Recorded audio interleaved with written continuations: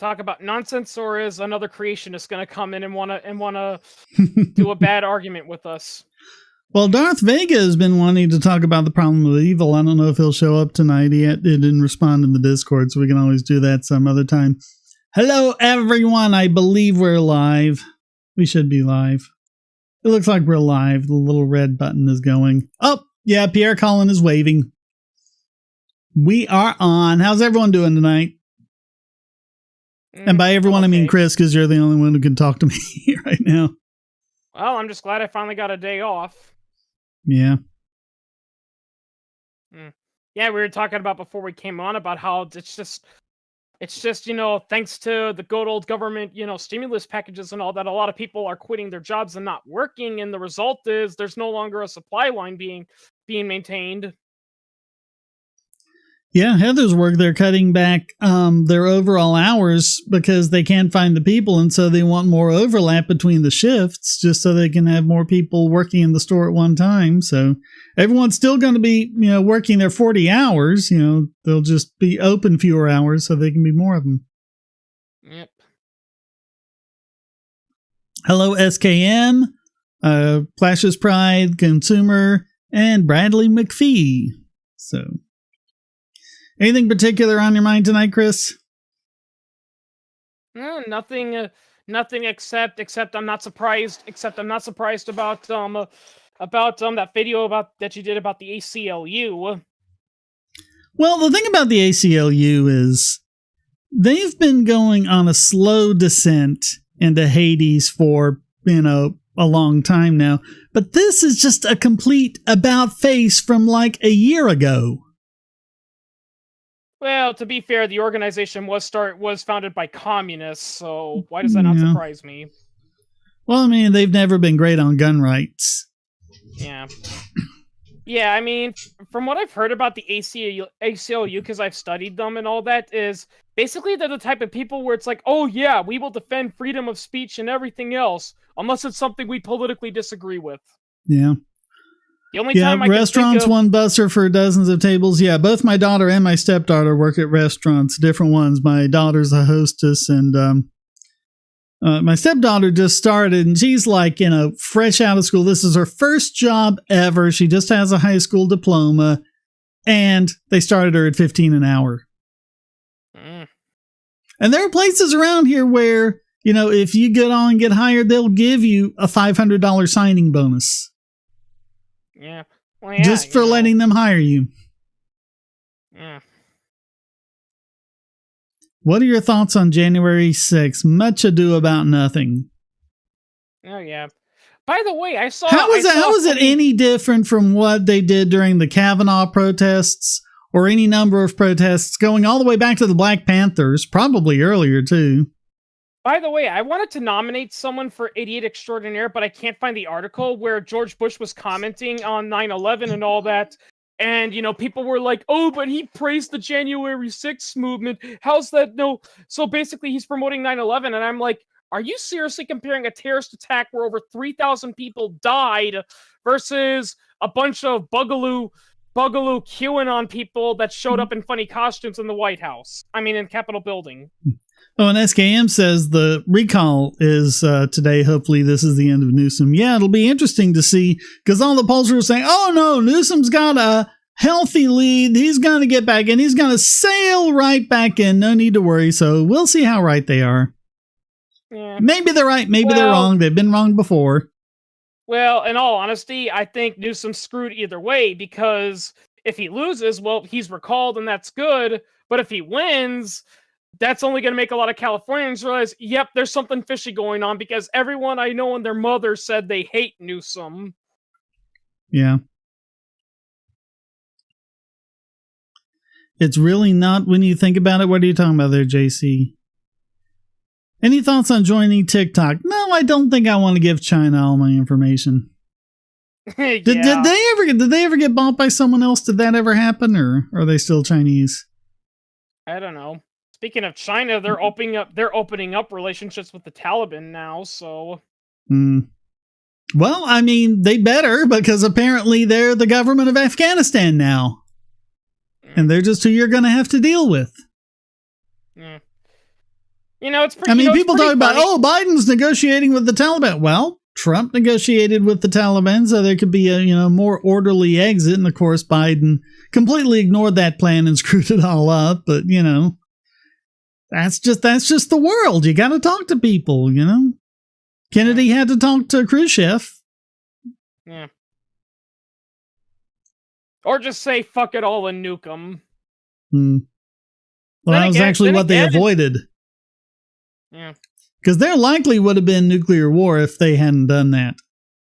Really? Hey, Pip. Oh yeah, I mean, look, read up about the Cuban Missile Crisis. We came that close to nuclear Armageddon. Yeah, some of those generals during the early Cold War, I swear to God, they must have been like nihilistic psychopaths, because it's like their policy was, if we can't win, then fuck it, we're gonna blow up the whole earth so nobody can have it. Well, and that's what they were telling Kennedy, and Kennedy was like, no, I think I want to talk to him and see if there's a way we can resolve this first. Yeah. The insurrection 16 being no different than those who stormed the Capitol building during the Kavanaugh. Yep.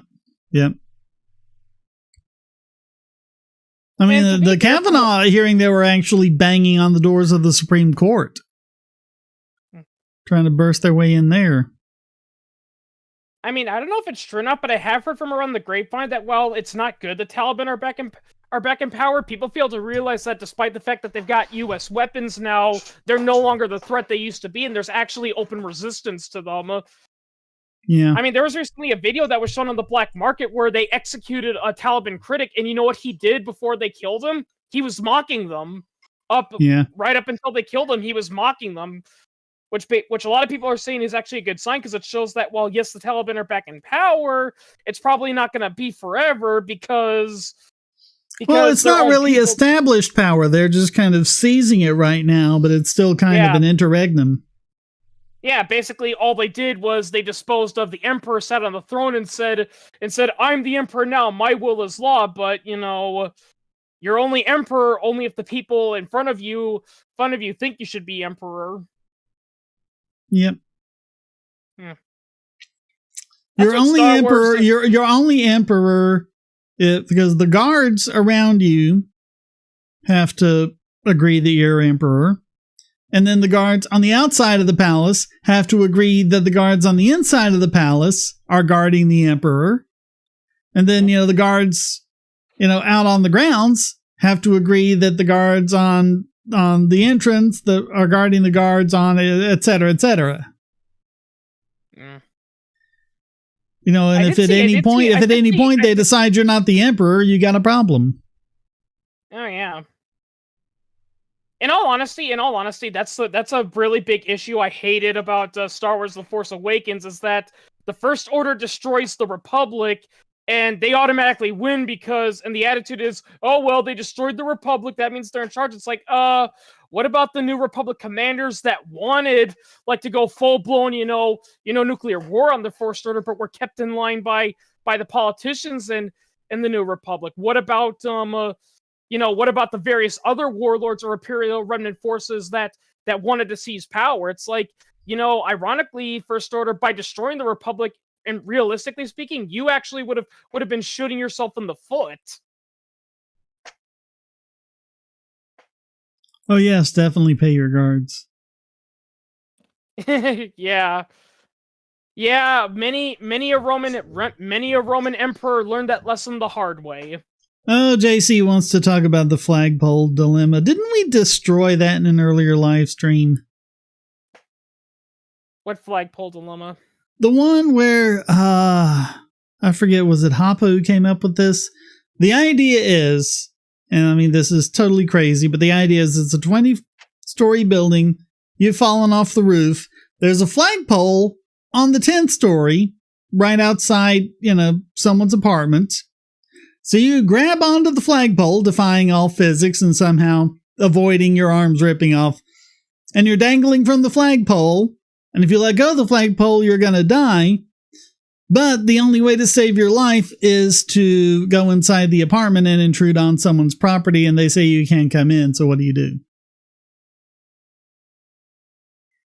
Well, yeah, like you said, that would be impossible, and it's like, and it's like, just because they don't want you, and it's like, because, and you gotta think, and another thing too is you gotta think of it from the homeowner's point of view. It's like, it's like the problem with stories like this is like, we know what the obvious choice is, but the characters within the story don't, because, for all we know, that poor guy could have just woken up, see this guy, and he could have been like, hey, you gotta help me. It's like, well, how do I know you're not a But that's not how he was trying to break into the apartment. Yeah. But I mean, really, it's because they keep trying to tell it from the point of view of the person on the flagpole, and they're missing the whole point of the nap. The nap is about conflict resolution. So it would be, about the police or whatever authority, would show up. What would they say? What would the third party say, if the guy tries to come in, and I mean, the tenant doesn't own the apartment. The landlord owns the apartment. That's another problem with it. But we'll say they own it. And they come in and they shoot. I mean, it would be up to that whatever organization it is to figure out, what the NAP violation was. So that's the way you need to think about it. And that's the problem with all of these lifeboat scenarios. They just take very limited viewpoints of it. It sounds similar to the what did someone call it? Like, because I'm assuming if you're all familiar with the trolley problem, right?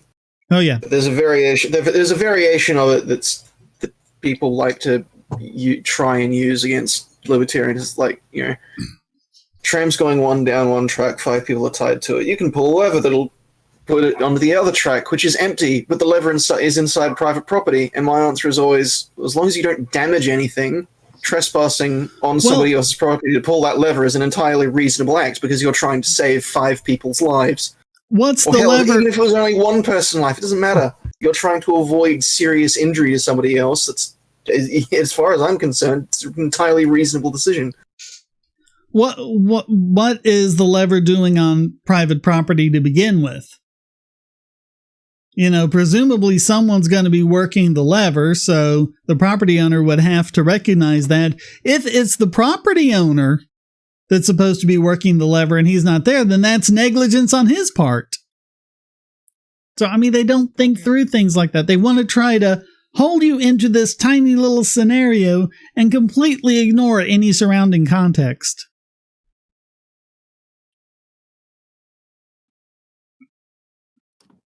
Well, my point is, even if you just take the scenario as they present it, it's not really much of an aggression to trespass for 5 seconds to pull a lever that's going to save someone's life. Yeah, I mean, I think you do have to consider so long as you don't damage anything. Right.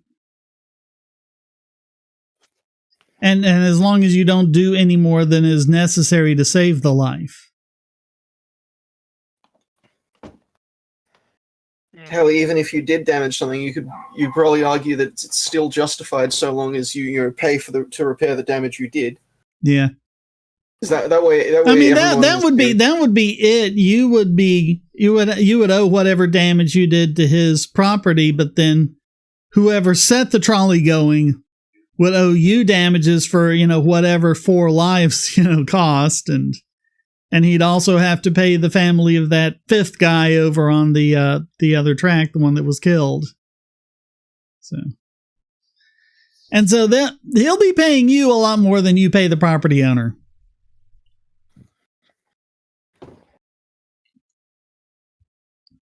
I mean, I think that would be a good way of going about doing it, because you got to think, okay, I've got information that strongly suggests that these people have a teenage girl chained up in their basement. What do I do? Do I go in and get there? Well, if you go in, it's breaking and entering. There's probably damaging property and things like that. You'd owe them for the property. If you're right, and the teenage girl is there, then they'd owe you for kidnapping. They'd pay you a lot more than you would pay them. But if you're wrong, and there's no girl there, well, then you're just paying them. And so that would be a disincentive, to kind of, go off half-cocked, like the police do, raiding the wrong house and shooting the dog and things like that. Good point. Yeah, that's another good point too. Like, what if there is a girl in there and she's chained up, but that's not the kidnapper's house. It's just a random house they found, and you destroyed all the property now, but the original property owner's away, and he's going to come home and find out, what the hell happened to my house? Yeah, if they weren't using their own house, if they were using like the crawl space, they were able to get in through the back or something like that. So the house that she was in was not really the kidnapper's house, But then it would be the kidnappers that would be paying them as the initiator. Kind of reminds me of that one story I read about when I was watching Legal Eagle, and it was that story about how the cops, stopped, a guy who was only armed with a pistol and a knife, and nobody got hurt, but they destroyed the house in the process. And generally the justification is, well, I'm not going to send in my people to die. It's like, no. Here's what I think what police need to prioritize. First, they need to prioritize the lives of any innocents. Then they need to prioritize the property. Then they can start worrying about their personal safety. Yep. Because I am sorry. It's like, oh, but I don't want to see mothers and fathers, get killed in the line of duty. That's the risk you took when you signed up to be a police officer. Almost like Asimov's rules for robots. Rule 1, you have to, not injure people or allow people to come to harm, things like that. Rule 2, you need to follow the law and do your job. And then rule 3 is self-preservation. Some variation on that. Yeah. SKM says in the recall, people are taking pictures and recording things. Maybe that will help this time. Well, maybe, but I think that's actually illegal in most states, at least. I don't know about California. But they have laws against that because they don't want a situation where someone's going to pay someone, hey, I'll pay you money to vote for, Joe Biden or whoever, and then you submit them proof and by taking a picture of your ballot or whatever. So in most states, that's actually illegal to prevent stuff like that from happening. Another way to frame it is the entrapment situation where someone circles another person with property and lays siege on another. I think that's you're talking about where the where you just buy up all the private property around them and then you don't let them leave. Well, you can't buy the right of way. The road that they've been using to get everywhere that everyone else has been using. Well, there was a scenario where something like that did happen, but it was the government that did that, not the company. Yeah. Yeah, that was the guy that did Killdozer. Yeah, Killdozer's Killdozer is like, he's one of those guys where, like Timothy McVeigh, I don't condone what he did, but when you see, like, how he was being treated, it's like, you can't 100% blame him for doing what he did. If you could do another how to argue video, what would the subject be? I've still got like some different files that haven't really gone anywhere yet, but there would be like how to argue for the war on drugs, other things. But I don't know. Most of my thoughts on stuff like that have gone into the quickies.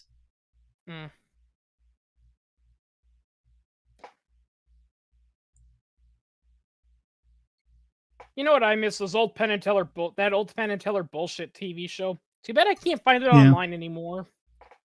They got it on DVD. Yeah. Going back to Cali, I read a third of small businesses have shut down permanently. I've heard a lot more than that. I've heard it's more like 80%. And Newsom bribes from PGE, I don't know who that is, to protect them after the cost of fire that killed 84 people. Yeesh. If those are not recallable offenses, what is? Is stealing food a violation of the NAP? Well, yeah. I mean, you'll have to, pay for it anyway when someone says, hey, you stole my bread, you owe them for the bread. Yeah, it's like people are like, but this guy's starving to death. If he didn't steal the food, he'll die. It's like, yeah, well, what if? Well, the baker, doesn't have money anymore. Let's say because he couldn't make enough money, and that theft, played a role in it. He now can't pay his rent, and the landlord kicks him out. So, yeah, this is what people keep bringing up. Les Mis, and it's like, oh, well, that's just because he had to steal a loaf of bread, and that's terrible. No, it's not. And I forget the baker's name, but it's like the baker is out a loaf of bread. that's money out of his pocket. That's money he can't use to take care of his family and things like that. The point of Les Miserables is not like, oh, you shouldn't punish someone for stealing food. It's that the punishment was just crazy out of whack compared to the crime. Yeah. Well, yeah, that's the problem with a lot of those old school stuff. It's not that stealing bread to survive should be allowed. Quite contrary. It's just that a lot of back in those days, a lot of times the punishment was, oh, we caught you stealing, we're gonna chop off both your hands. It's like, why? Yeah. It's about having more reasonable punishments fit the crime, and yeah, if it's something like steal a loaf of bread, just Yeah, it's like can't you just say, well, okay, you have to work for the baker for a little bit until you put like the same amount of labor that went into the cost of the bread. There used to be a thing, I don't know what they do nowadays, but there used to be a thing where someone goes to a restaurant and then for whatever reason they can't pay for the meal, the card declines or whatever, so they spend the evening washing dishes for them. Yeah, but modern day labor laws mean you can't do that nowadays. Yeah, I don't know what they do now, but that used to be what you did if you couldn't pay. They'd put you to work. They'd have you washing dishes or cleaning up trash or whatever. I will say, it's one of the dumbest things I've ever heard a cop say is I was watching a video of cops reacting to the video game Payday, which is about bank robbery, and there was a scene where they were watching, an armored car robbery, and he's like, I don't get it. Why would anyone take the job as an armored car? Like, what's even the point? I mean, the money's insured. It's not worth dying over. And I'm like, officer, do you not understand the point of the principle? The reason why people should be allowed to fight back, even if it's, for something like stealing a candy bar, is because of the principles. Because if you let that one guy get away with it, he's going to do it again. And he might tell his friends and they're going to be like, oh, did they put up any resistance? Nope, they did everything I said. Man, I should get into that. Yeah. And then you're wondering, why burglaries are on the rise. It's like, or not even that. I think you're missing the point. Is like, because in Payday, if you don't shoot the driver of the armored car, he's going to call the cops on you. And that's why they do it. Yeah. Oh, yeah. In all honesty, while I can understand the point of having theft insurance, I've actually heard one person say, I think theft insurance should be much more stricter, and there should be a rule now that's, granted, that should be up to the insurance agency, but insurances should only cover theft only if there was legitimately nothing, the store owner could do to stop it. Like if it's mentioned that they had a gun or something and they could have fought off the robber, but they chose not to because, well, it was just a couple $100. I didn't want to do it. They're going to be like, yeah, we're not compensating you for that because that's all on you. Fishron in the house.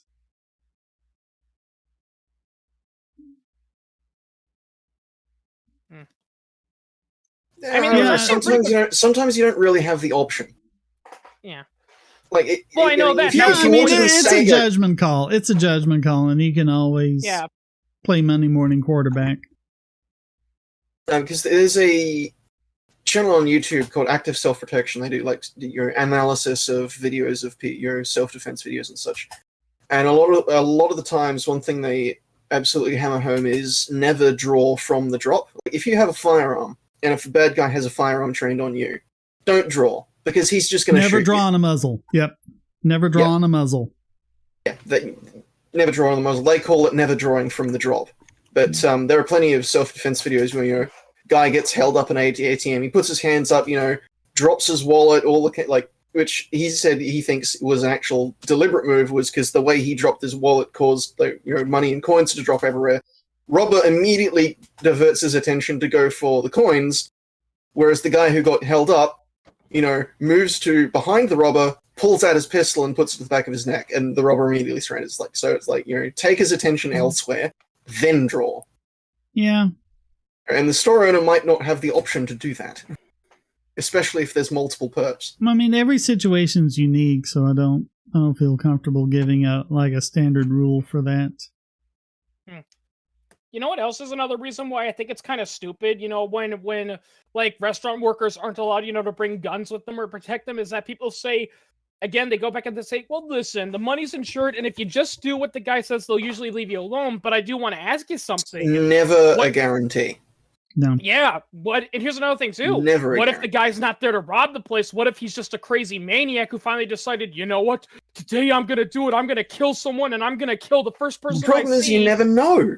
What if he robs you?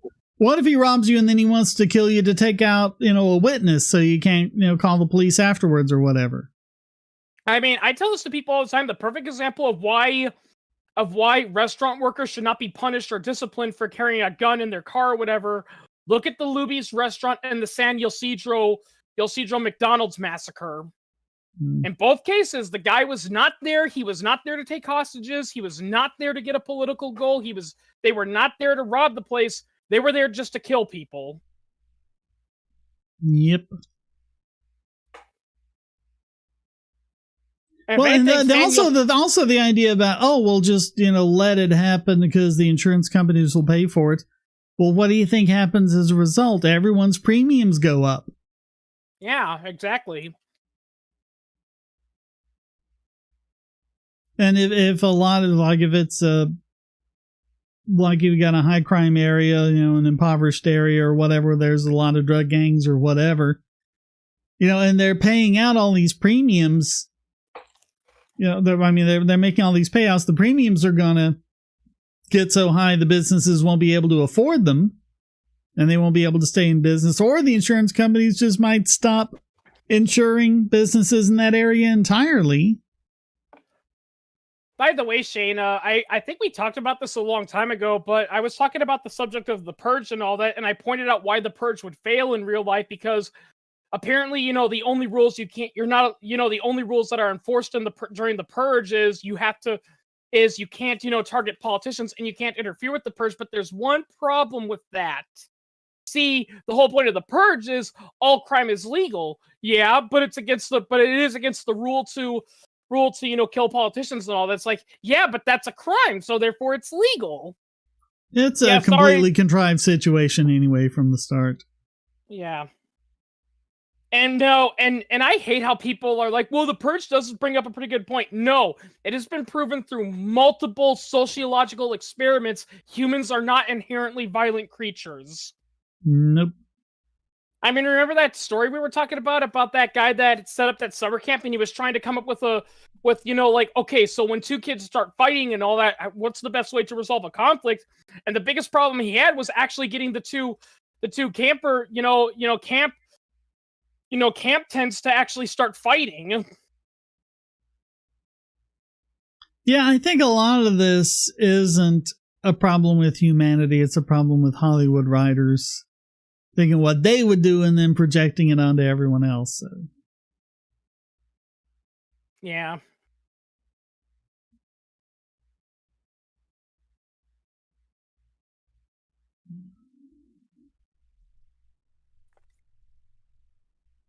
And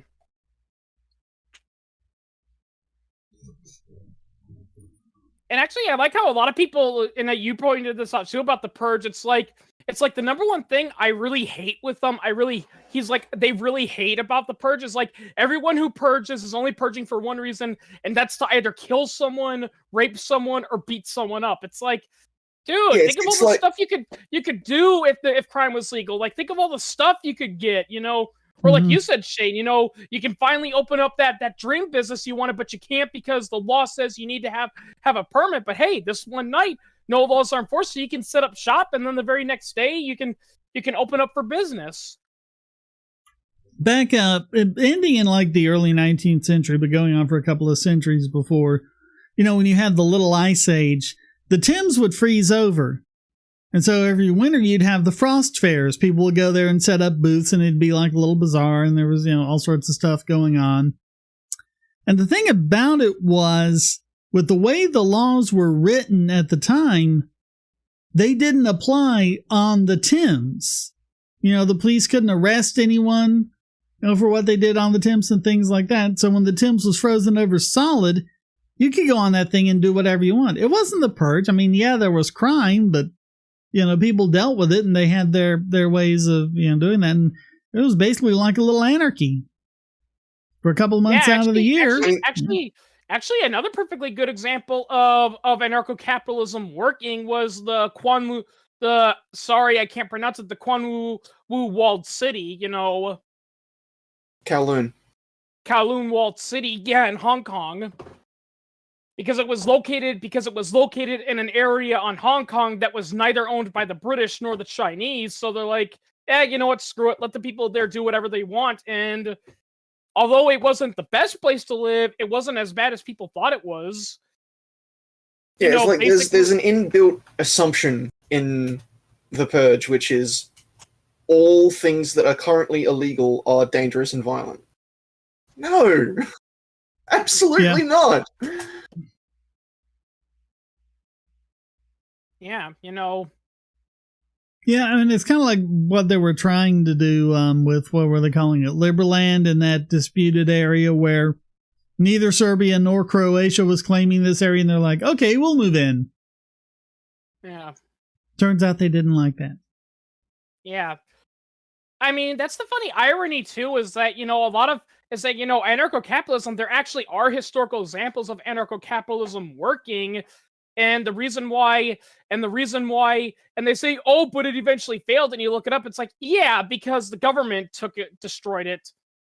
I mean, going back to the Kowloon Wall City, you can't have anarchy when there's a government. It's like, anarchy doesn't work because government will stop it. It's like, are you thinking this through at all?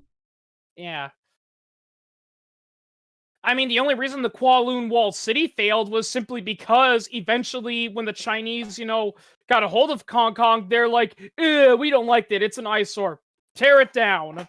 Like, they literally forced all these people to leave and they tore it down.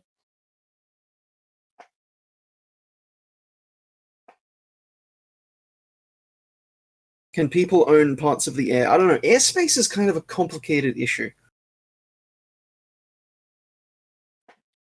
Well, I mean, you can't own like an ever-expanding, area up through space and on through the universe. But, I mean, as far as the air that comes onto your property that you breathe, if someone's, putting a lot of toxic stuff in that air, then they're affecting you and your property and your enjoyment of it. Well, something like, say you're the owner of an airport or a private airstrip or something. Obviously, in order for you to use or operate that airstrip effectively, you need to restrict the height of the buildings around it so that planes can actually land. I mean, you own what you homestead. If you don't homestead that height above your property, then I guess people can fly over it. But if you decide you want to run a radio station and put up a 200-foot tower, well, that's yours. Yeah. Yeah, speaking of radio station, I was talking to a friend of mine, and we were talking to, one of my coworkers, and we were talking about South Park, and we were talking about that one episode with the cable company, and I jokingly told him, what's one thing they should have added as a joke in that particular episode? And he's like, what's that? It should have been, it's like, oh, you don't like our service, and you can't get Dish Network, and you can't afford DirecTV? Well, why don't you just start your own broadcasting company? Oh, that's right. You can't. It's illegal. I mean, there have been like the small, pirate radio stations, but it's like, I forget exactly what it is, but as long as you're transmitting less than 100 milliwatts and the tower is no less than 30 feet above ground level, then you don't need a permit or anything. You can just transmit. And of course, what they were doing was, going onto a hill or making big mounds of dirt and saying, okay, that's ground level. So, you build up 20 feet of ground and then, put the antenna above it and it's 50 feet higher, but it's 30 feet off the ground. And you know how statists always have that argument of who will build the roads? What was the dumbest argument I ever heard from a statist was, well, if we without groups like the National Air Traffic Service, what'll stop planes from crashing into each other? Pilots not wanting to die? Yeah.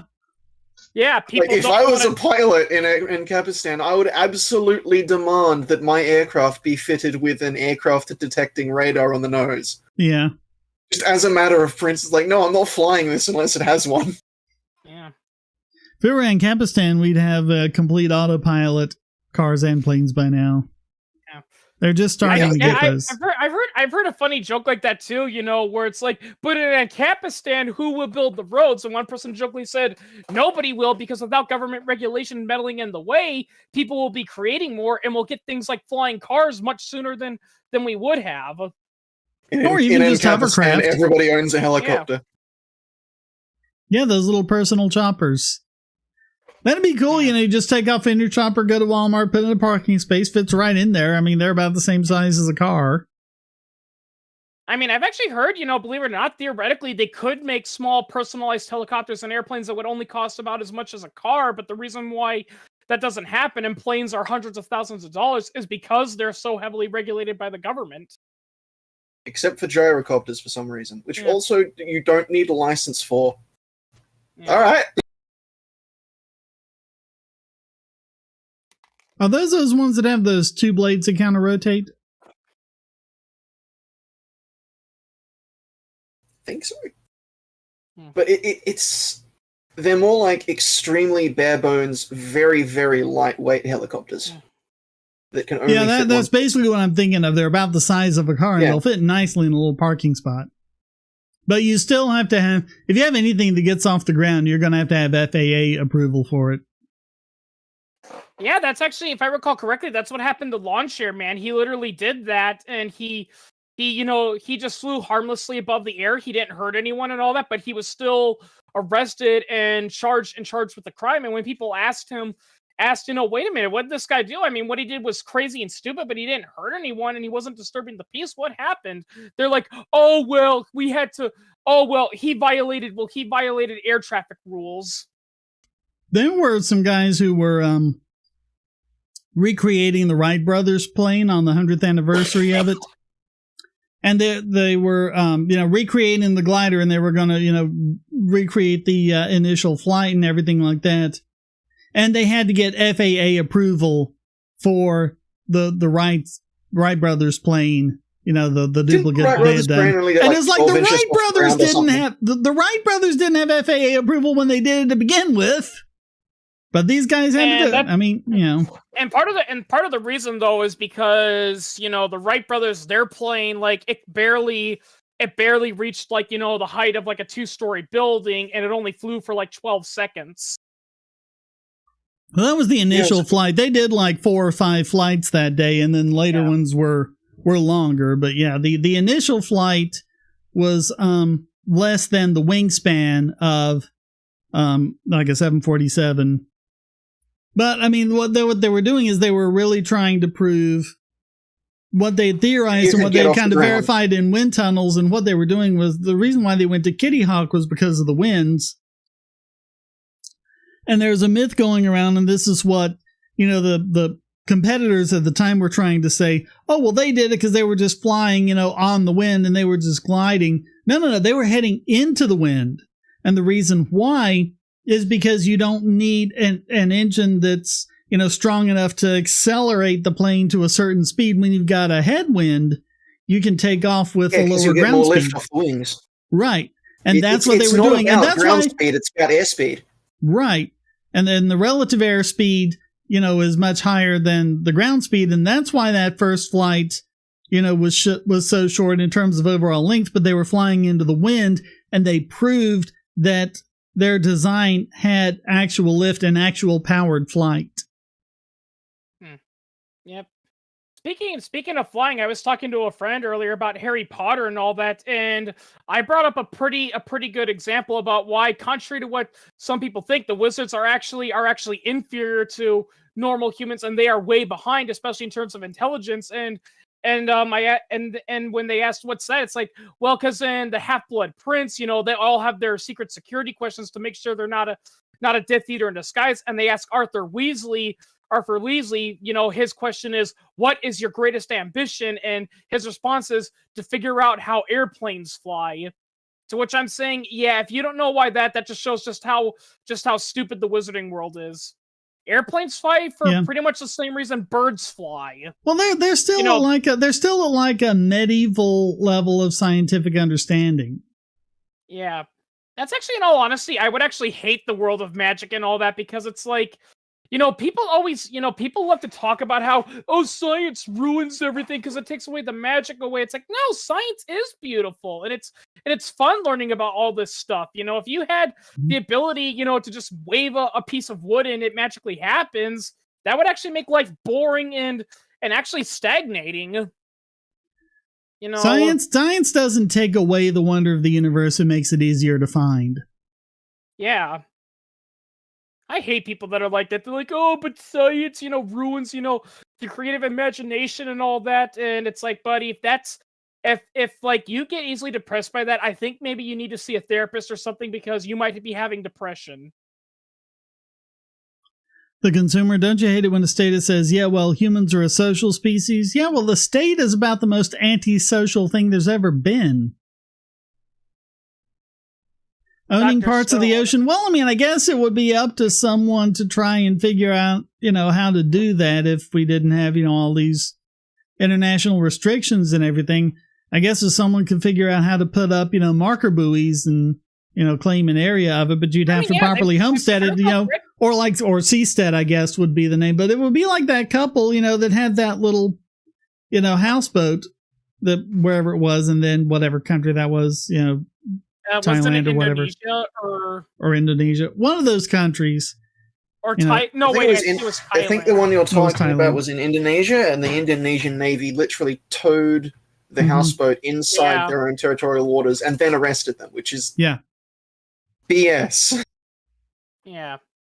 Oh yeah, and it's so funny, because they declared, it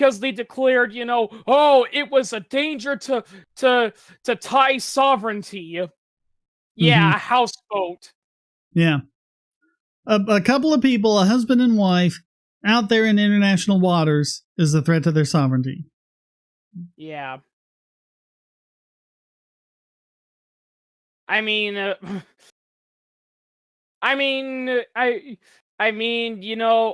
Venezuelan Navy lost one of their ships to a cruise ship, but that was all their fault.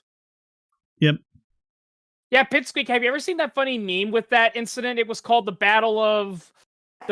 naval battle of Venezuela, and it was like, the belligerents was the cruise ships, and the Venezuelan was that one carrier, and for casualties it said for the cruise ship, minor paint damage and psychological trauma on the crew of that, and the casualties for Venezuela was one cruiser ship, damaged national pride. No, JC, you would have to do something with it. You can't just, stick a little flag on it and say mine. You actually have to use it or transform it, in some way if you're, setting up like a fishing area or, like a seastead home or something like that. But no, that does not mean, no, people, that does not mean that. That does not mean that because you're not using it at the time, that means, he's not using it, so therefore it's open. I hate people that are like that. It's like they squat in buildings and they're like, but he's not using it. Nobody's living there. Why can't I live there? Because the property owner is probably planning on doing something with it in the near future. I mean, there is the concept of abandonment, but that's a different thing. Yeah, this is a different thing. Well, hang on. We'll let because I just thought of a way. Someone asked about owning ocean areas. Well, one of the reasons why you might want to is concern about overfishing. Well, why don't we treat it like as the same way as we do homesteading? Because there is a tragedy that commons problem when it comes to fishing. Because how do you define what areas are owned of the ocean are owned by whom? But say if you have a bay somewhere, and every day you go out in your boat and you measure, how many fish are in the bay, and how large they, what species are they. Every day you go out, there's a fairly good claim that you've homesteaded that bay, and you basically charge people to go out and fish, and you change the prices based on how plentiful or how rare the fish are to try and prevent overfishing. That would be entirely legitimate. Well, I mean, think about just on land. If you wanted to own a nature preserve, you're not transforming the land, so how would you claim it? Well, you'd put up the sign saying this is the preserve. You'd go in and you do, game counts. You test the trees to make sure they weren't diseased. You'd be doing flyovers to, check things out. You'd be doing things with it. Even though the idea is to leave it untouched for nature, you'd still be, going through, dealing with trespassers, things like that. There would be things to do. You'd have your own like equivalent of park rangers.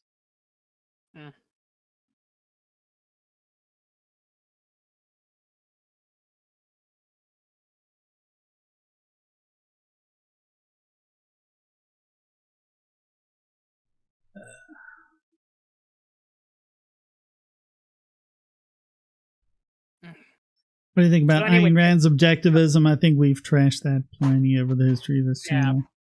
I mean, she's got some good points when it comes to economic policy, but her policy on foreign affairs and social is kind of. She was a racist warmonger. I mean, Yeah. There's some mince words here. So anyway, Pipsqueak, how are you holding up? I heard Australia is becoming an oceanic North Korea now. Yeah, it's ridiculous. Yeah. What's happening down there? Down under.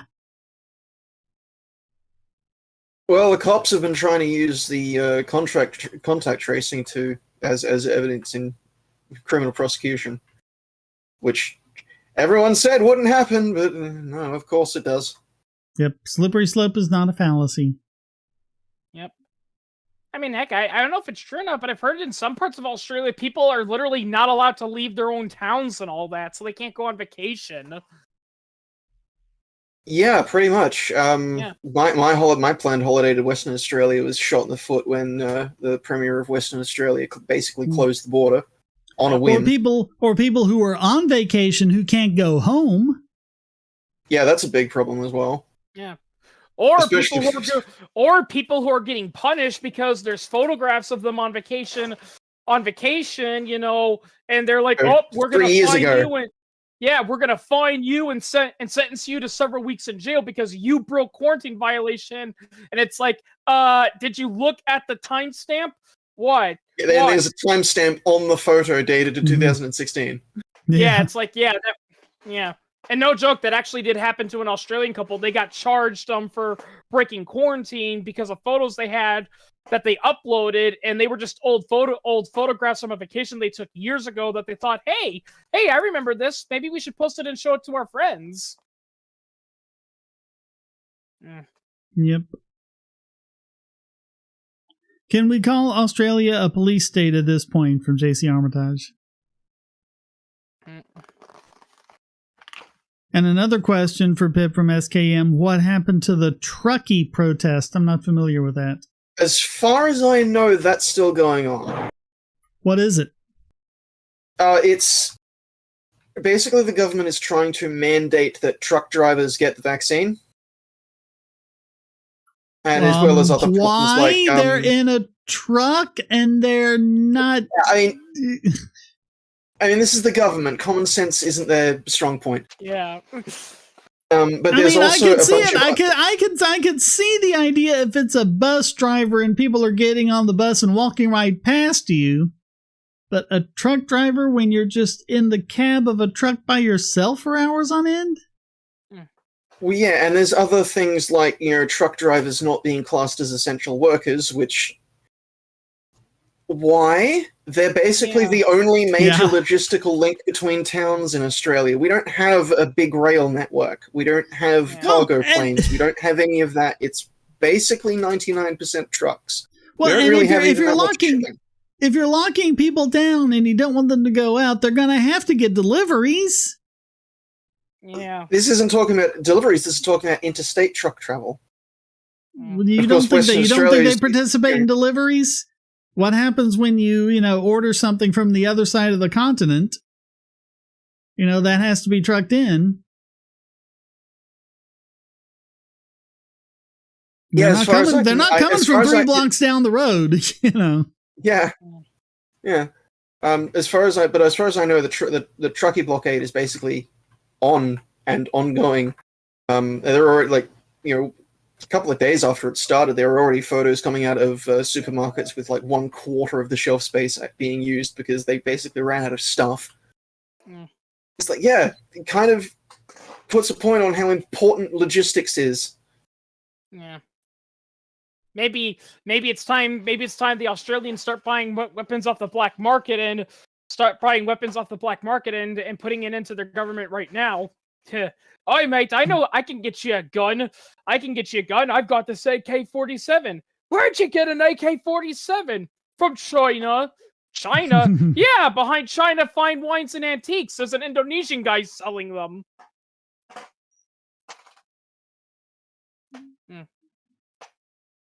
I've actually heard a lot of people say in Australia, if you want to get a hold of a gun that's technically illegal, just go to the outback and find an Aborigine dealer. Yep. Yeah. Guys, we're still going to do the live stream, but I'm kind of out of it. It was a really hectic day, so I am going to turn the webcam off just so I can like sit back and relax and do this. But I am still here. The FGC is already here. FGC?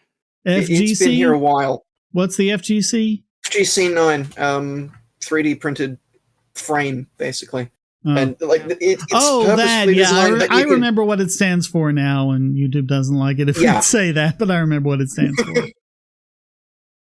But yeah, it's specifically designed that you could basically assemble it with a 3D printer and access to a hardware store. Yeah.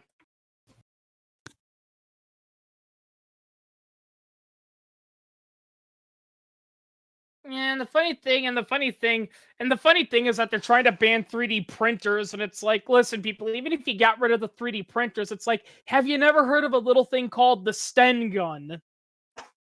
It's like or a slam fire shotgun, or the Ludi machine pistol. If you want to actually control guns, stop teaching people physics and chemistry. Yeah. Because it's really not about the parts. It's about the knowledge to build them. Yeah, and also I remember this was years ago. The genie is already way long out of that bottle. With the Liberator when it came out, I think it was Patrick Smith who was gonna live stream, printing it out, and it ended up being like I think 3 days of 10-hour live streams, and he still didn't really get it to work right. So yeah, it's not really a straightforward thing to do. Yeah. We're not at the point of a Star Trek replicator at this point. That's going to be a while. And it's so SKN mentions an ECM with a rifled barrel. I'm not sure what ECM is.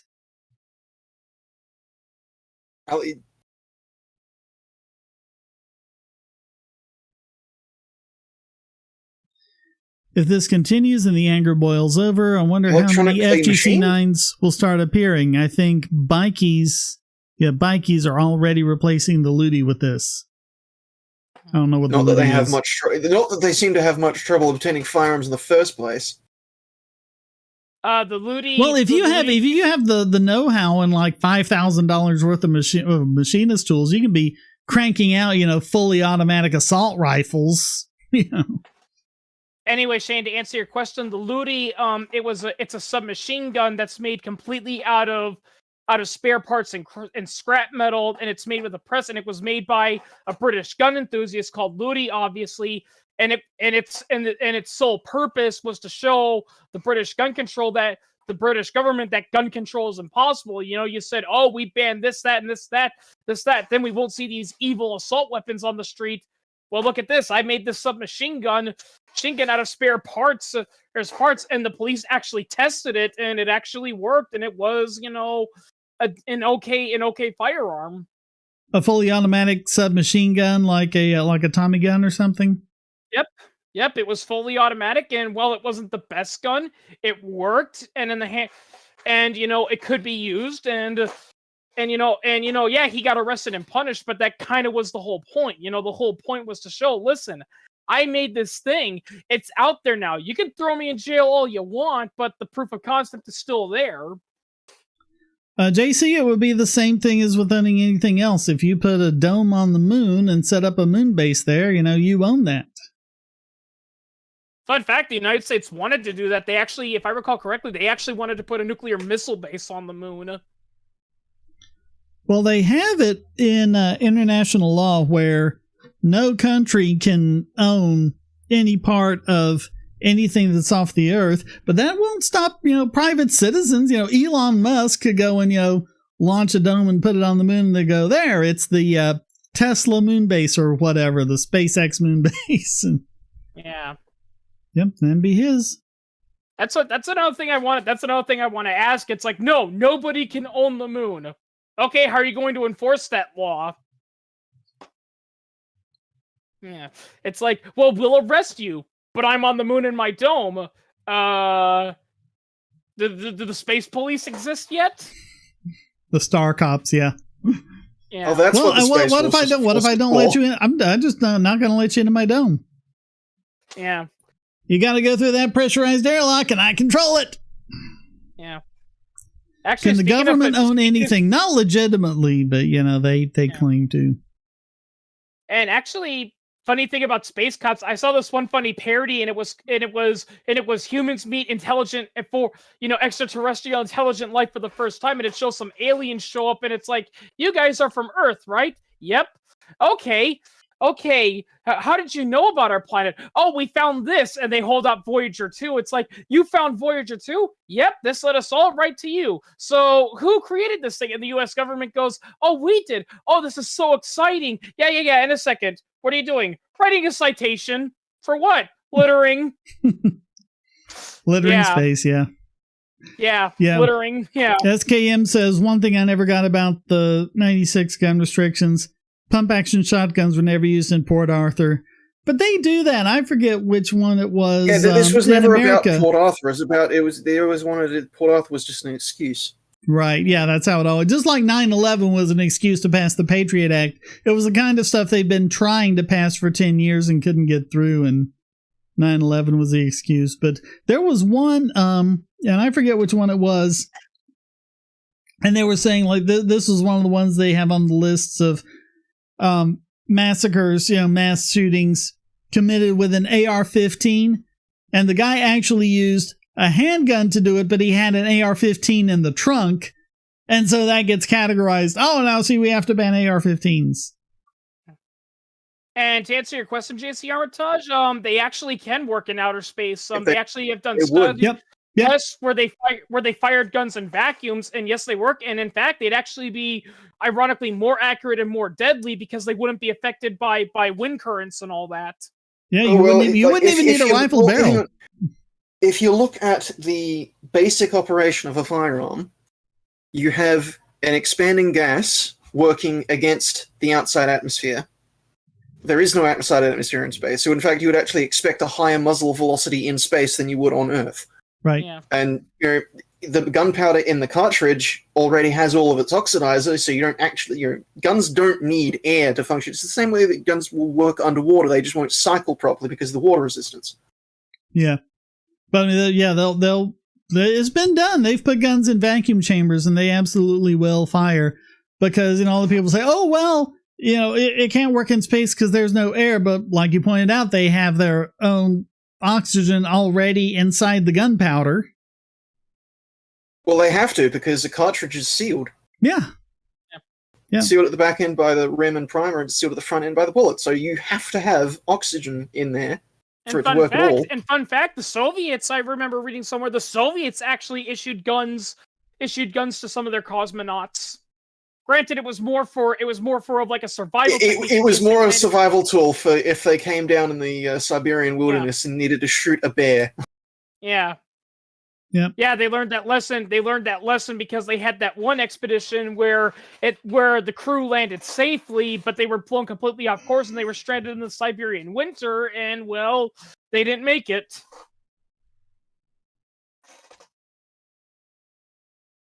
It's pretty funny. A lot of people like to talk about how the Soviet Union was way ahead when the space race and all that, and how they did all these first. But when you really look at it, they actually weren't as good as we think they were. Yeah. Here's another everyone thing. Was like Sputnik was oh, they beat us with Sputnik and they were so far ahead. Well, no, it's just that, the U.S. was trying to launch a satellite that actually did something. All Sputnik did was beep, and they just did it specifically so they could be first.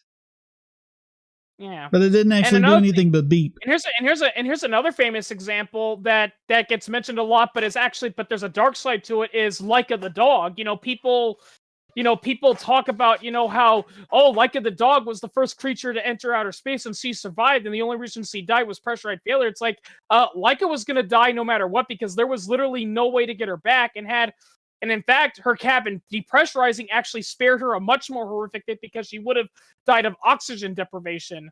Whereas with the United States, the reason why, we waited to put an animal in outer space was because we wanted to actually be able to get it back. Yep. Yeah, whereas the Soviets didn't care if it, died when it landed or crashed or whatever. Yeah. Fun fact, the scientist that did the Laika experiment, he actually regrets doing that because, it's like, because it's like we killed this little dog, all to prove something that we kind of already knew, but we wanted to flip off the Americans so much that we did it anyway.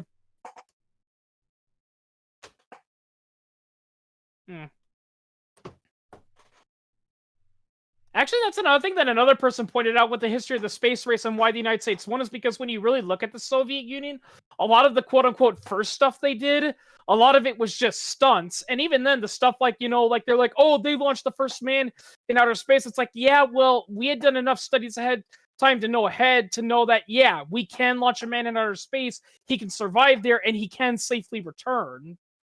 Yeah. So basically, all the Soviets did by launching Yuri Gagarin into space was they proved that water is wet. Pretty much, yeah. Yeah. Who was the one who died on re-entry and in the recording of his last transmission back? He was cursing the Soviets for building such a crappy module or whatever. I don't know. I'd have to look it up, but yeah. Yeah. It's actually even scary is that I was watching a video about the Challenger, explosion, and there's actually something scary that they've discovered. They actually discovered the capsule not too long ago, and guess what they discovered? Most of the crew aboard the Challenger, they actually survived the explosion. They safely ejected, but they landed at the bottom of the ocean. I hadn't heard that. Yeah. Yeah, cursing the Soviet Union, and going back to the Challenger, I mean, a little bit of a more joke. The final words spoken by the Challenger crew was, I think, the captain, and his word was, uh-oh. Yeah, I remember the uh-oh. Yeah. Because at first they thought, that was such an instant explosion, they wouldn't have realized anything was wrong, but they retrieved the black box recording, and yeah, for the last second or two at least, they knew something was wrong. Yeah. Well, yeah, I mean, the Challenger was a big major scandal, especially because I remember that famous story where they brought in that one, physicist expert to come in, and he had a question about the O-rings, and he requested two things. He wanted a ring made out of the material that the O-rings are made of, and he wanted a glass of water that was chilled a little bit, and he soaked the fake ring in the glass of water for only a few minutes, and the water was actually even though it was iced, it was much warmer than the temperature it was that day. He pulled it out, and it snapped in half. Wasn't that Richard Feynman? I think so. I don't remember. By the way, a lot of people are trying to blame capitalism for the Challenger disaster. They're like, oh, the company that made the O-rings were taking a lot of shortcuts in building materials. Yeah, because NASA was telling them, you get those O-rings to us right now, or we're going to cancel the contract and not pay you. Yeah, NASA was forcing the companies to do crunch time and speed rush. Yeah. And in all honesty, I think that's the reason why the company that built Challenger gets the blame. It's so NASA doesn't have to take responsibility. But that company, they had, their big board of engineers. They had gotten together and unanimously said, every single one of them said, do not launch, delay the launch. And that was their recommendation, very strong recommendation to NASA. NASA launched anyway, and the disaster happened, and every one of those quit in disgust. So it was not that company's fault. It was NASA's. Yeah. Fun fact. Here's another fun fact, which just shows how incompetent NASA is. NASA is the Columbia incident didn't have to end in disaster. They saw there's evidence, showing, that piece that crashed in there. And it wasn't like they didn't realize it until it was too late. They saw it and it had happened before. And all they had to do was say, hey, don't take off, turn around, come back so we can repair it. But they didn't do that. They're like, oh, it's happened before. Nothing's going to happen. Yeah. Yeah. Yeah, so sorry, NASA's not the pinnacle of science, and I mean, I've seen a whole video about that, and that's another thing too, is is that NASA, it's like they want scientists and they have this big budget, but yet they go for the cheapest thing they can find.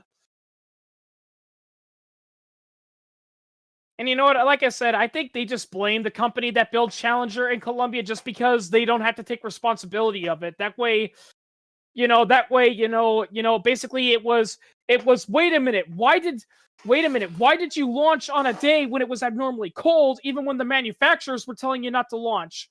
You see, why did the manufacturer make a crappy O-ring?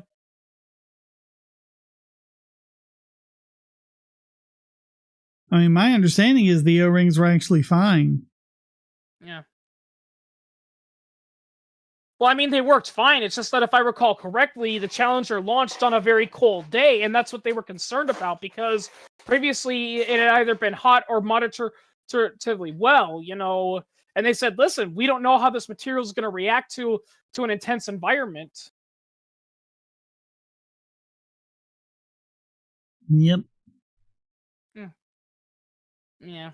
Yeah, Penn and Teller did a good episode all about NASA, and how, and the corruption and all the crap that goes into it.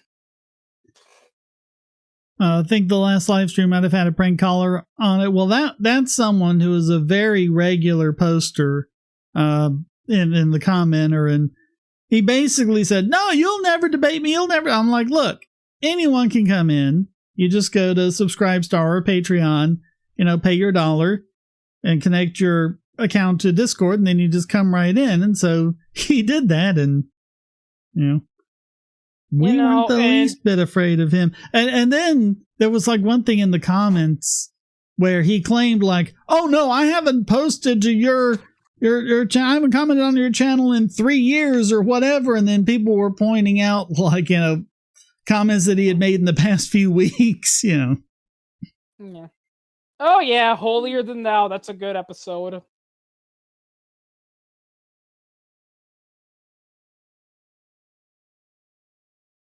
I've got a video on utilitarianism, JC, so check that out. A lot of these I already have videos before. I already have videos for, so check the channel. And yes, Kim, I do remember that Gandhi impression. Yeah, that was the Holier Than Thou episode. And it's so funny because so many people, were like, how dare Penn and Teller, say Gandhi was this evil person. It's like, no, they actually flat out said he did a lot of good stuff for India. They're just saying he's not this saint. He wasn't this perfect human that could do no wrong. He was a human and had human faults and flaws. Yep. Yeah. And they were like, yeah, he was pretty racist, but he was racist in a place and time where pretty much everyone was racist. Oh yeah, his own grandson admitted that. He's like, I don't believe grandfather was a racist. I mean, but he grew up in different times and different circumstances than we are now. And Penn's like, yeah, that's true. He grew up during a time when racism was the norm. Yep. It's like, that's another thing I hate is like when people say it's like, oh, we shouldn't be speaking highly of guys like Henry Ford. Look at all this stuff he said about black people and Jews. Yeah, and you know what? 70% of the population had that opinion. Yep. Yeah. Yeah, the Germans didn't suddenly become racist anti-Semites when Hitler took over. There was a long history of that in Germany long before Hitler took power. Hell, there was a long history of that in Europe, full stop. I mean, why do you think it's like, and like this is the people who make all of these claims about like, oh, the Jewish conspiracy controlling the bank, all the big European banks are owned by Jews. Like, do you not realize why that happened? Like, pay attention to European history for 5 seconds. Why are all the banks owned by Jewish families? Because for a very long time, Jews were the only people allowed to own banks. Christians were not allowed to start or own banks. Oh yeah, because that's greed, which is a sin. Yes, the church had a ban on money lending. Yeah. But that's still effectively an essential economic service. Someone's going to do it. Well, I mean, they actually had eugenics in the United States until, I think, California was the last state to get rid of that in like 1982. You know, that recent. Like within my lifetime. Fun fact, Fishron, everyone likes to make that joke about Walt Disney being anti-Semitic, and the funny irony is that there is next to no proof that confirms that. Yeah. Like, literally, I've researched it, and the only proof we have that he hated Jews was he was a part of a group that had anti-Jewish members in it. So basically, the proof of his anti-Semitism was he knew a guy who was an anti-Semite. Yeah, real convincing argument. Yeah. Yeah, and fun fact, I mean, I think the biggest nail in the coffin to the myth of Walt Disney being Jewish is that there was a guy, who used to be a partner of Walt Disney, but they left on really bad terms, and for most of his life, he really didn't like Disney, and they asked him, well, you're Jewish, was your Jewishness, a reason you left? And he said, oh, no, my religion had nothing to do with, our personal our dislike of each other. I just didn't like how he was running the company. Are you talking about Works? Who, me? The guy that left? I don't know. Because this is a really big name in animation, and he was there with Disney at the start, and he created this character, Oswald the Lucky Rabbit. And look it up, it's basically Mickey Mouse with different ears. And so when Disney came forward and said, hey, I've got this character, Mickey Mouse, identical to Oswald, except for the ears, and then he and Ub had this big falling out, and then when he did a few of the Warner Brothers cartoons, and I think he did some others for MGM, and then in the 1950s, he and Disney reconciled, and Disney told him of his idea for this big theme park, in Orlando, Walt Disney World, and Ub is one of the big figures in the creation of that, and actually coined the term Imagineer. Yeah. I jokingly tell people that's why I would never be allowed to go to Disneyland or Disney World, because I'd be kicked out in an instant, because I'd go to one of those like things where you can meet Mickey Mouse and ask him questions, and I would jokingly say, yeah, I have a question, Mickey. Mickey, your dad, Walt Disney, he destroyed the lives and careers of the actual pioneers of animation, which was the Fleischer brothers. How do you respond to that? Yeah, it wasn't Walt Disney that revolutionized animation. It was the Fleischer brothers. They were the ones that developed rotoscoping, not Disney. Oh, yeah, they developed all sorts of stuff. Yeah. It's funny how nobody knows of them, but they've actually seen their cartoons and didn't realize it. If you've seen Betty Boop or Popeye the Sailor Man, those are Fleischer cartoons. Out of the Inkwell, Coco the Clown. Yeah. Yeah. And Bimbo the dog. Yep. Yeah, classic stuff. Yeah. Yeah, I watched that one, yeah. Especially the one where he's pressured into joining a cult. Remember that one? Yeah. Wanna be a member? No!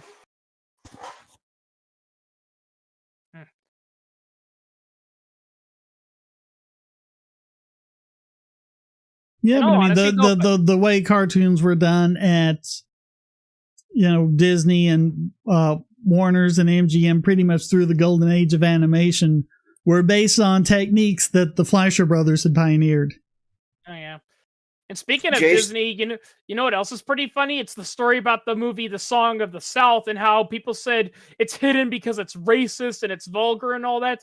And I like how people watched it and they're like, "Wow, that was a really bad movie." Oh, was it racist and vulgar? Oh no, it was just really boring. I've never actually seen it. I've seen bits of it and I've seen people like actually review it and basically the general consensus is it's not a racist movie, but it's a very boring one. JC, to answer JC Armitage's question, yeah, look up the Catholic Church's ban on usury. By the way, it's a myth that Disney was cryogenically frozen. He wasn't. He was cremated. Yeah. I guess they just like the joke of him being in suspended animation. Yeah.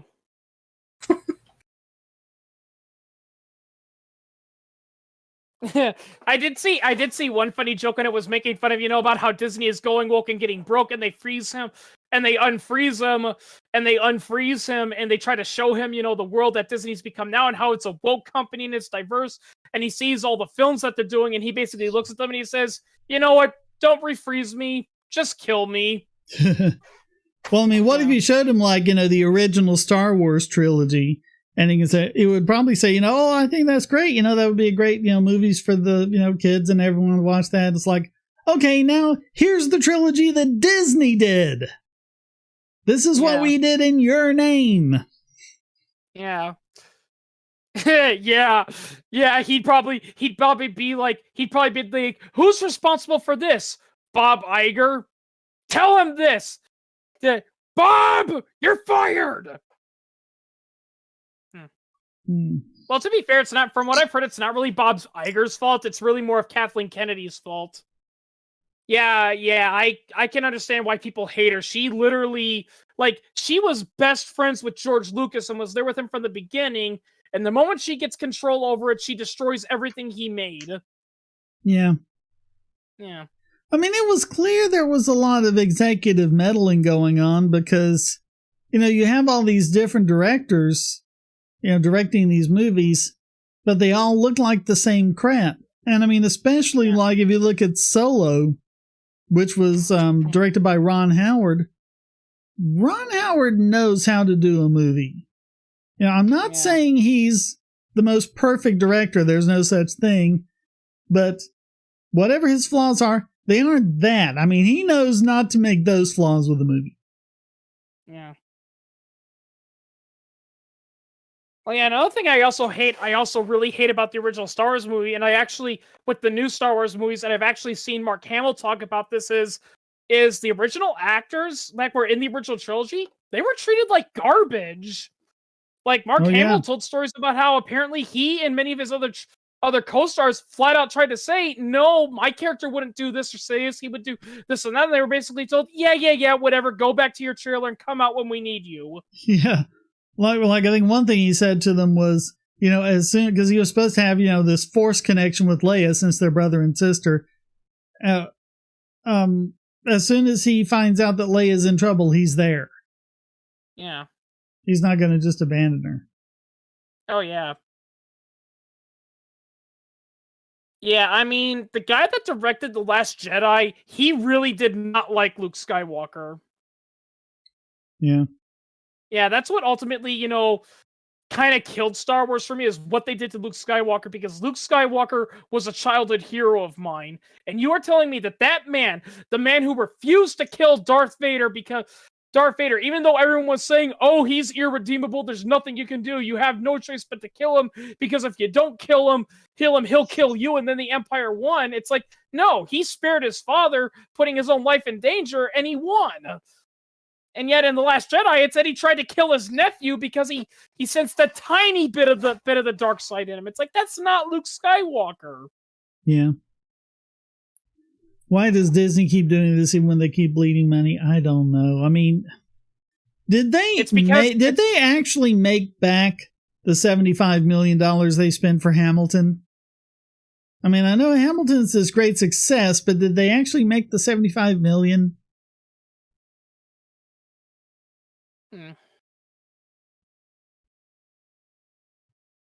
I know they got The Mandalorian, you know, a lot of people subscribing for that, but man, that was, how much did that series cost for a season? Crazy. I mean, I've heard the reason why The Mandalorian was actually quite good, even though I've never seen it, is because apparently from what I've read, the guy who created it, he's actually a much bigger fan of the original expanded universe, the one that Disney canned, and he actually wrote it, you know, with the expanded universe in mind, but with hints, but he made it like in a secret talk, so it would still seem like it's within the Disney canon. And unfortunately, they found out, and now, you know, there was more meddling, and now basically they're thinking about canceling it.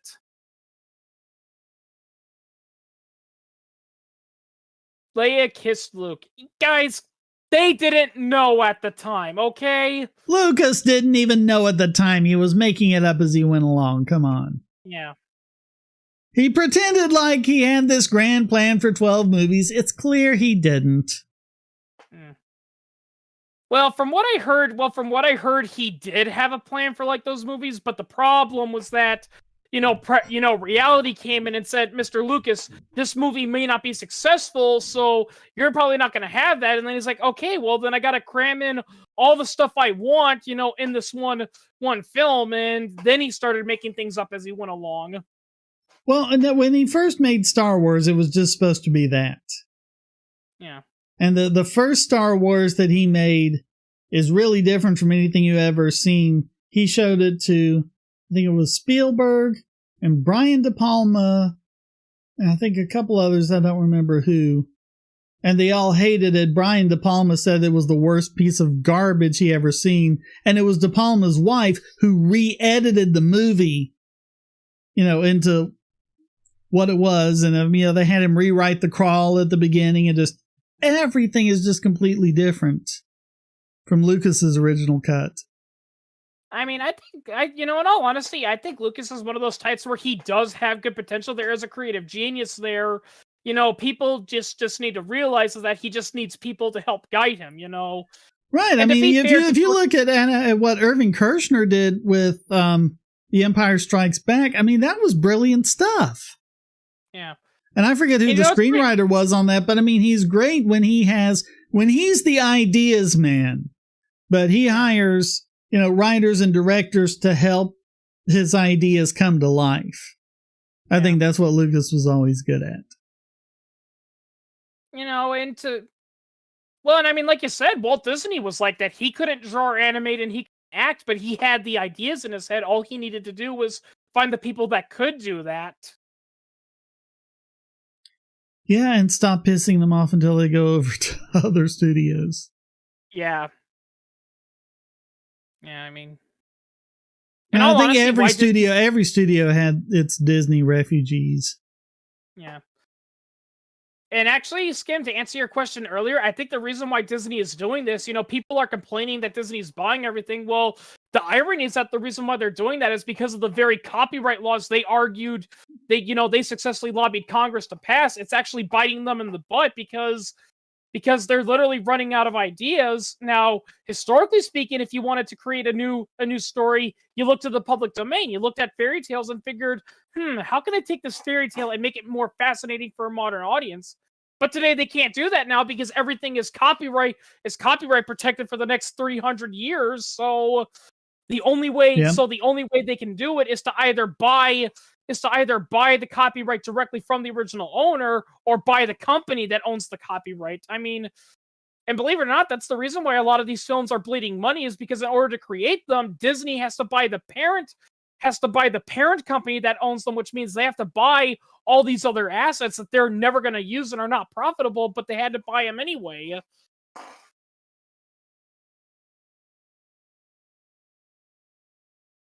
Did they really have to buy Pixar and Lucasfilm and all that? Yeah. They could have made those kinds of movies on their own. Yeah, exactly. But just doing it to try to get the intellectual property, you're buying entire studios. You buy this entire studio just to do Star Wars, because what's Lucasfilm doing under Disney other than Star Wars stuff? Yeah. Yeah, that's the thing that people forget about is Lucasfilm didn't just make Star Wars films. They experimented with other films and they made video games too. And they didn't always work, but they were experimenting. But Disney bought them for billions of dollars, and all they want them to do is make Star Wars. But it's actually demonstrated because we see this in the gaming industry. You can't rely on one single icon to be your bloodline. But I mean, they did all sorts of things to support, other studios with LucasArts and Industrial Light and Magic, Lucas Sound, things like that. I mean, there were even, I don't know what it's like now that Disney has it, but before then, Lucas Sound was, efficient enough and the price was reasonable enough that even indie films, that have hardly much of a budget would send it off and pay Lucas Sound to do the audio for their film to complete the audio. Yeah. I think that wasn't Clerks done with Lucas Sound? And I mean, that's this little, black and white movie that Kevin Smith did on a shoestring budget. He spent all this extra money on, the soundtrack, but that was mostly, getting the songs from the bands that was playing. But yeah, having Lucas Sound do the sound, I don't think it really cost all that much compared to what else he put into it. Yeah, and going back to the whole copyright thing debate, it's like that is one thing that for some reason I cannot convince people to show how wrong it is. And that's a problem because I'm on a lot of furry websites and all that, and one thing that just grinds my gears is like how religiously some of those artists are with their works. Like literally if you post the artwork that you paid for, you commissioned them for anywhere else without their permission, they get mad and like, dude, you're violating my copyright. It's like, no, because here's the thing. You never thought about that character until I paid you to make it. So how can you say you own that? Yeah. Basically, people, what you're saying is you can own quote unquote ideas. And I'm sorry, but the general universal rule of law is that once an idea comes out of your head and actually manifests itself, there's only a certain amount you can do with that. Yep. Yeah. And I mean, if you look at all of the places and times when you had the biggest, artistic outpourings, you had all of the plays that came out of Elizabethan England and later under King James. You had, Germany in the 1700s and 1800s doing all that classical music. Those are areas where artists did not get IP protection for their works. Yeah. Whereas in places where they did, I mean, there were classical composers in England. They just weren't doing all that much because of the IP. Beethoven knew he had to keep cranking things out. Because he couldn't keep profiting from something. If he wanted to keep making money, he had to keep making new stuff. And here's another funny thing too, and this is actually proof, because a lot of people say, oh, but without copyright, what's going to stop people from stealing, your ideas, and all that, and you won't make any money. It's like, look at the world of stand-up comedy. You cannot copyright jokes or phrases, yet if you steal a joke or a technique from a comedian, they will call you out for it. Well, and people make that argument, and then I was like, really, all you have to do to debunk that was just Pirates Penzance. Well, Shakespeare. The reason why Pirates Penzance was written was because someone basically copyrighted. What was it? HMS Pinafore, or was it a different one? Like, basically a production that those writers had done. And they lost the legal battle over it, so they made Pirates of Penzance to lampoon the people who had basically stolen their ideas. Like, copyright doesn't prevent theft. Yeah. Shakespeare did not create Hamlet. That was an already existing story. He just did his own version of it, and he did it brilliantly so everyone remembers it. Yeah. He didn't create Romeo and Juliet. He didn't create a lot of these great stories.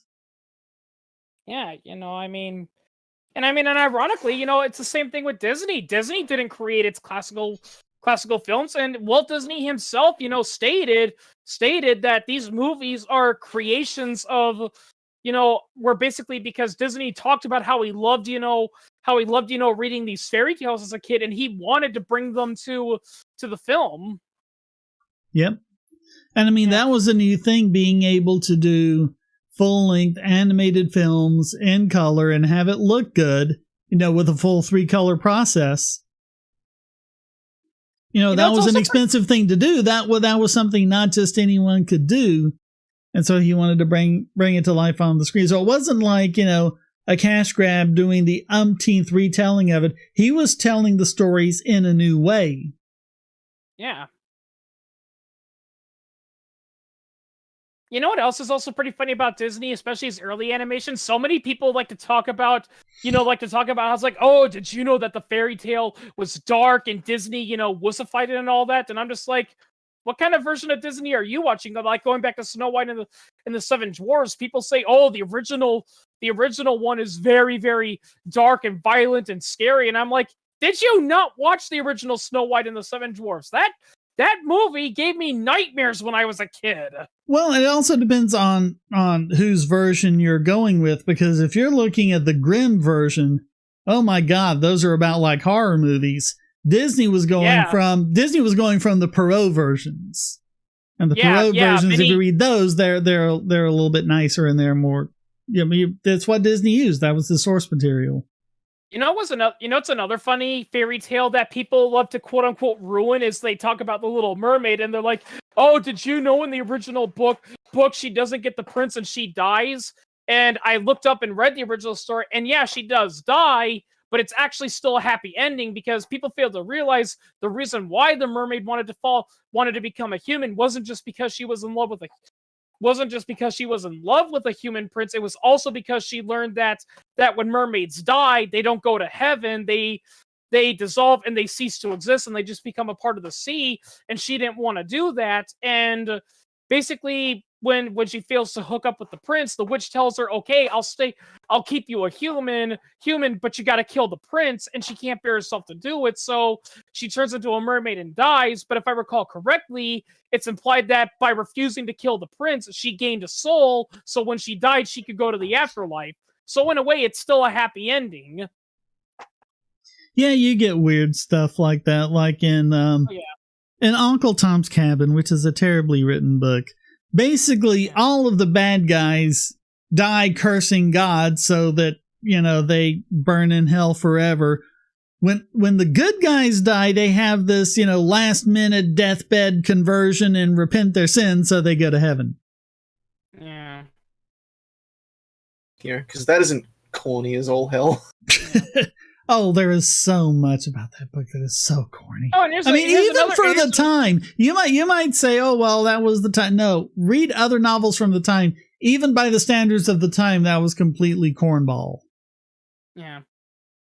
Oh, here's another fun fact that'll ruin your childhood. In the original story of Little Red Riding Hood, the wolf didn't want to eat Little Red Riding Hood. He wanted to sleep with her.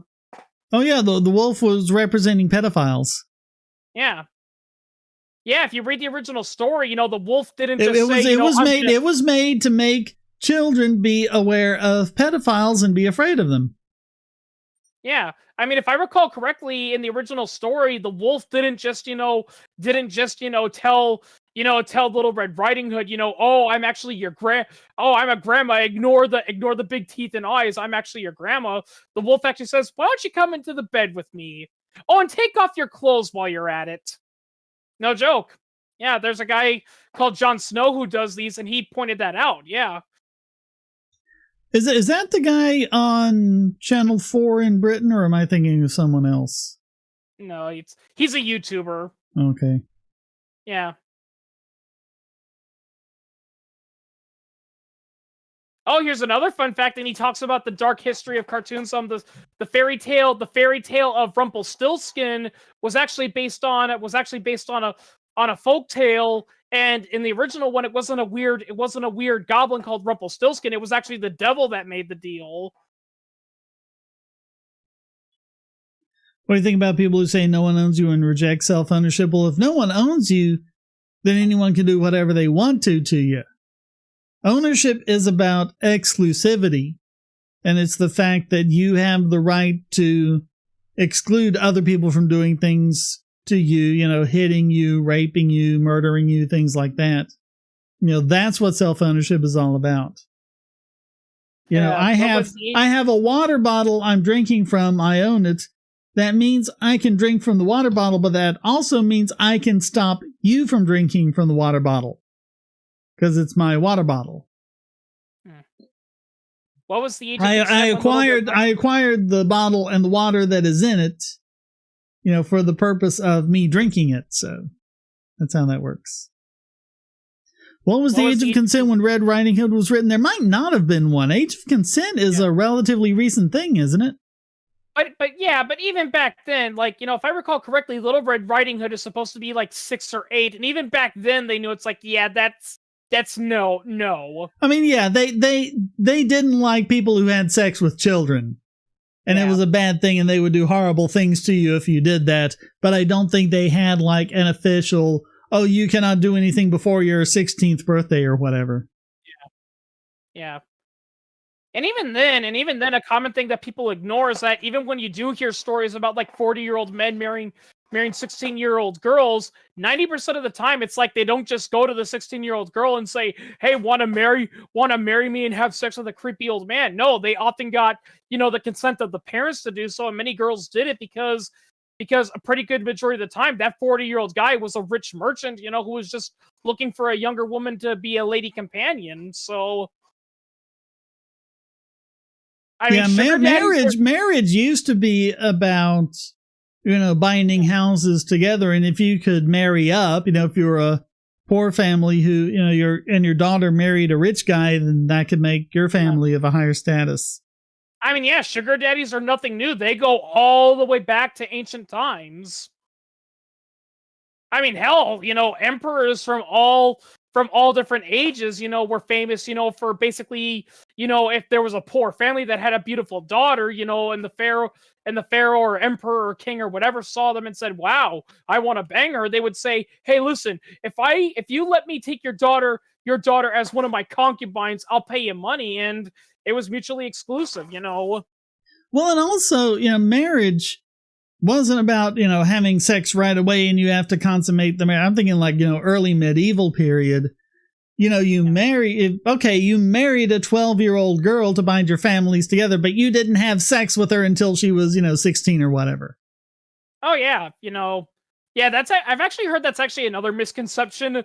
Misconception is that the couple actually had to do the deed in order to to confirm the relationship, and they would even have someone, check the bed sheets. From what I've heard, that's not true.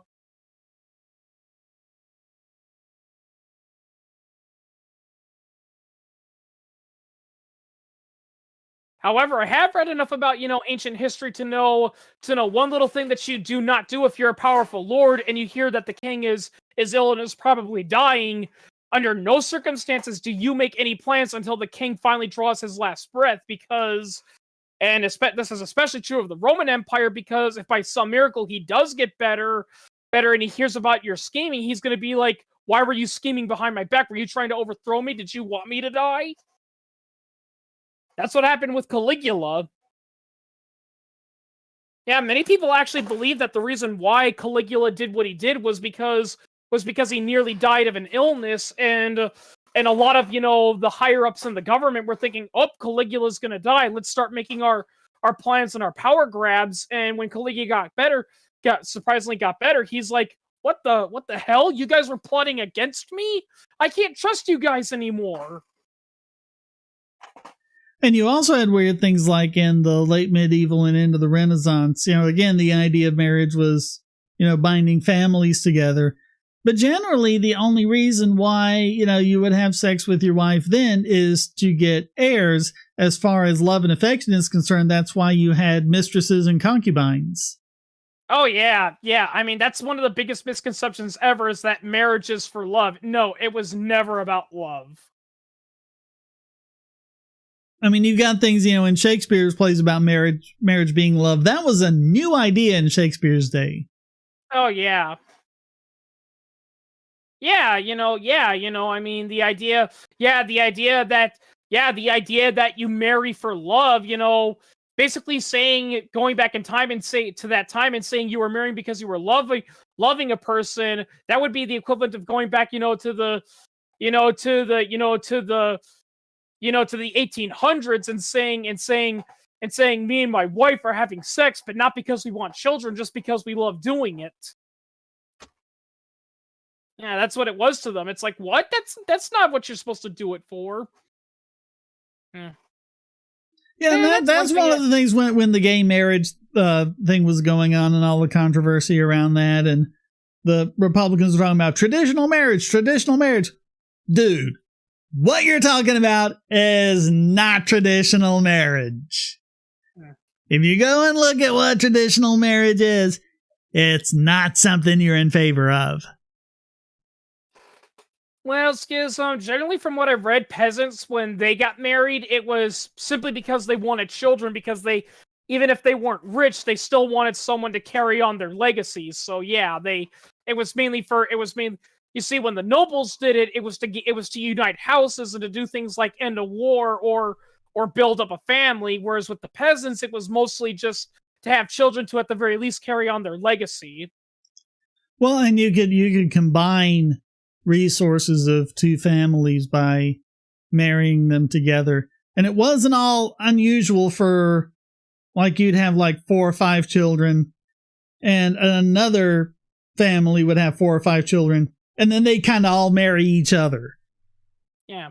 Not like an incestuous way. It's still, members from the Smiths marrying Joneses, but Smith siblings are marrying Jones siblings, and so you're combining this house together and you're actually building up more of a legacy than you would. And one thing that is true that we see a lot, in a lot of fairy tales and all that, is this idea that like there's like a 3-year-old prince, and his father learns that the king of another kingdom just had a daughter.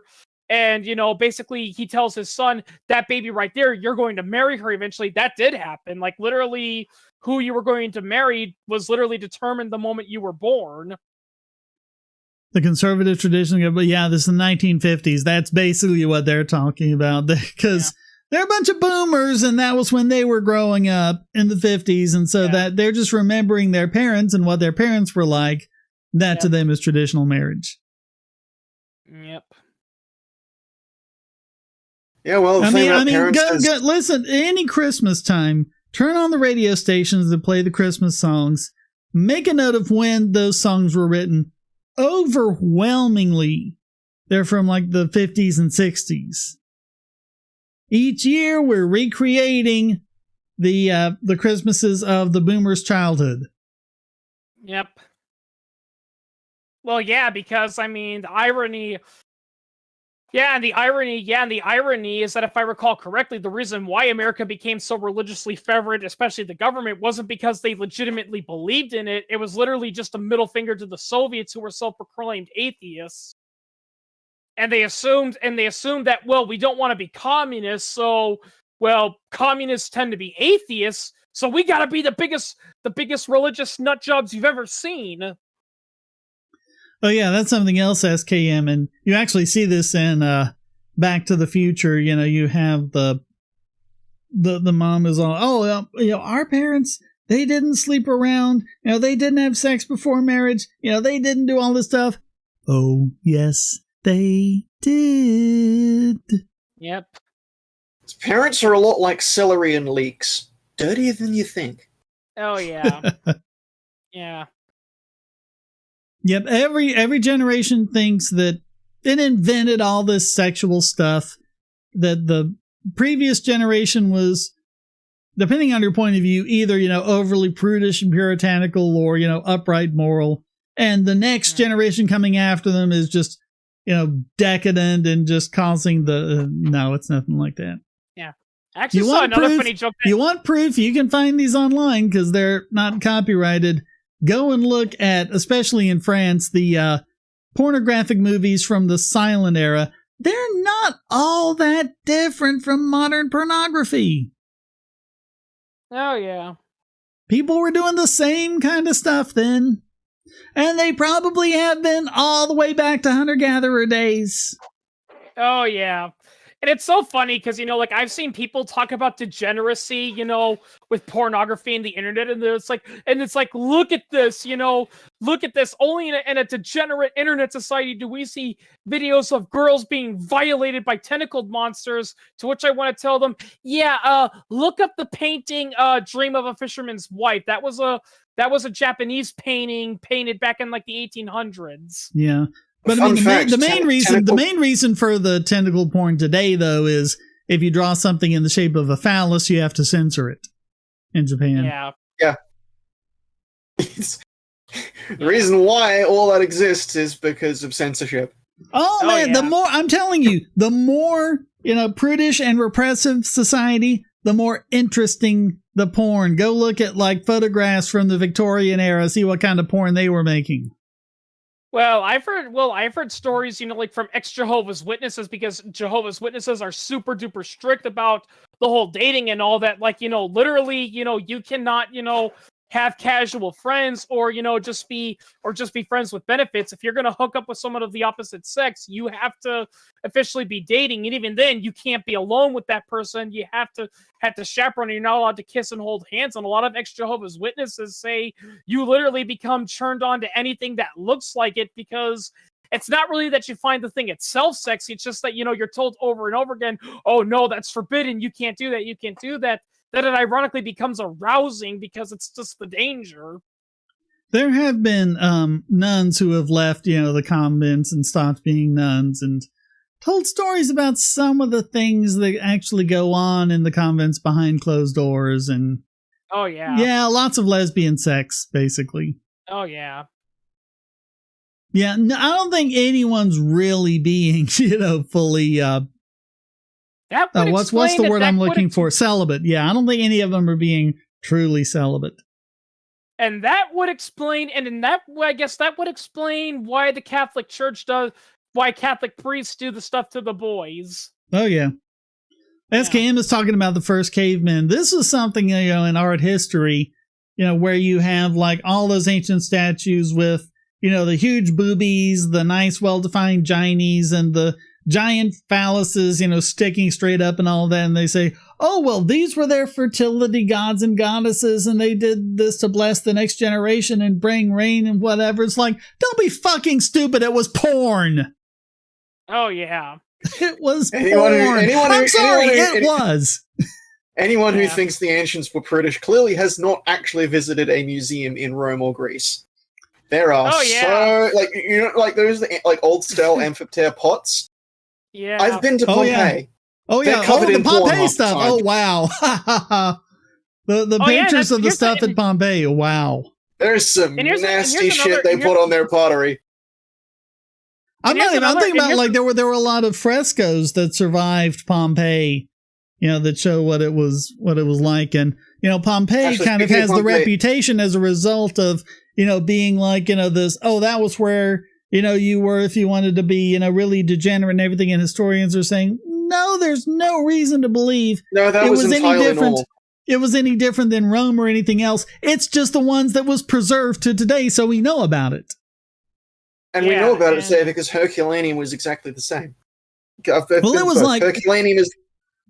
It was like because Herculaneum was the one that was buried with volcanic mud flows.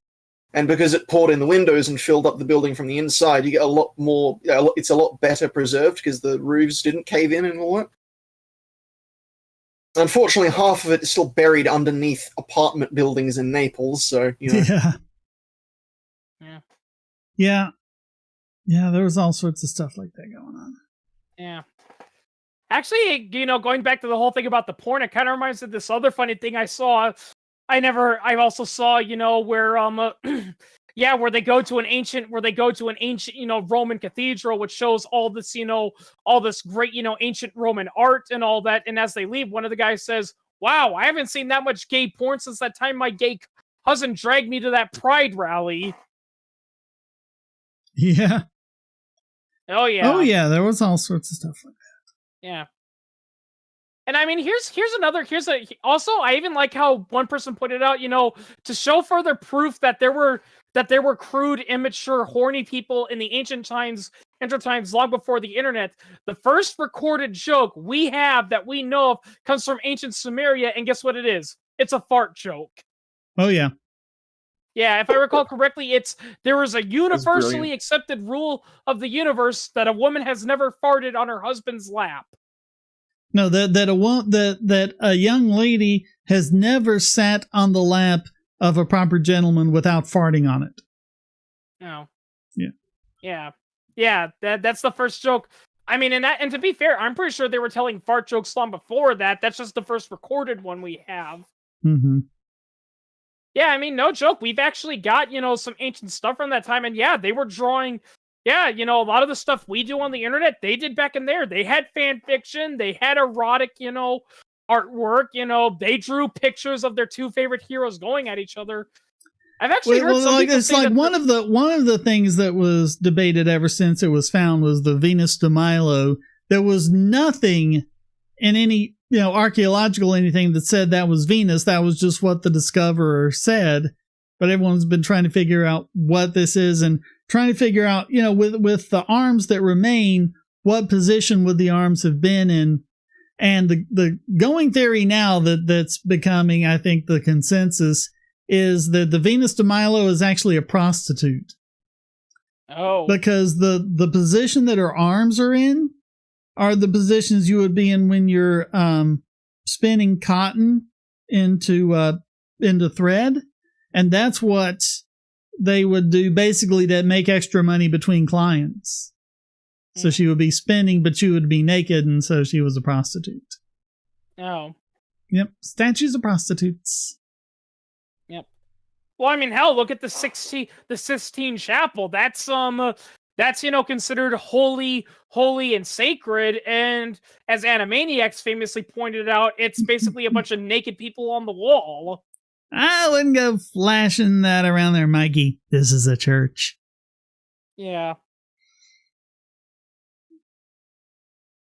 The only thing I don't like about that thing is prostitution was completely acceptable, but you had to do it within your class. When they're actually going to the brothels was something the commoners did, and then the upper classes, the highfalutin people, would hire the concubines to come into their home, and they were different concubines. They weren't the same ones as in the brothels. Oh yeah. And the public bathhouses, you can pretty much guess what was going on in there. Oh yeah. Yep, none of this is new. It's not degeneracy that's going to, be the fall of our civilization. It's nothing new. It's been what was going on the whole time. Just like with COVID. COVID, I'm sorry, is nothing new. It's the same kind of thing that human beings have been putting up with for thousands of years. We're just the first ones to freak out about it. Yep. But we're not really experiencing anything new from any of that. The new stuff we're experiencing is, technology and things like that, and it's making us more aware of each other and of what's going on. But that's it. We're just more aware of it. That's the only difference.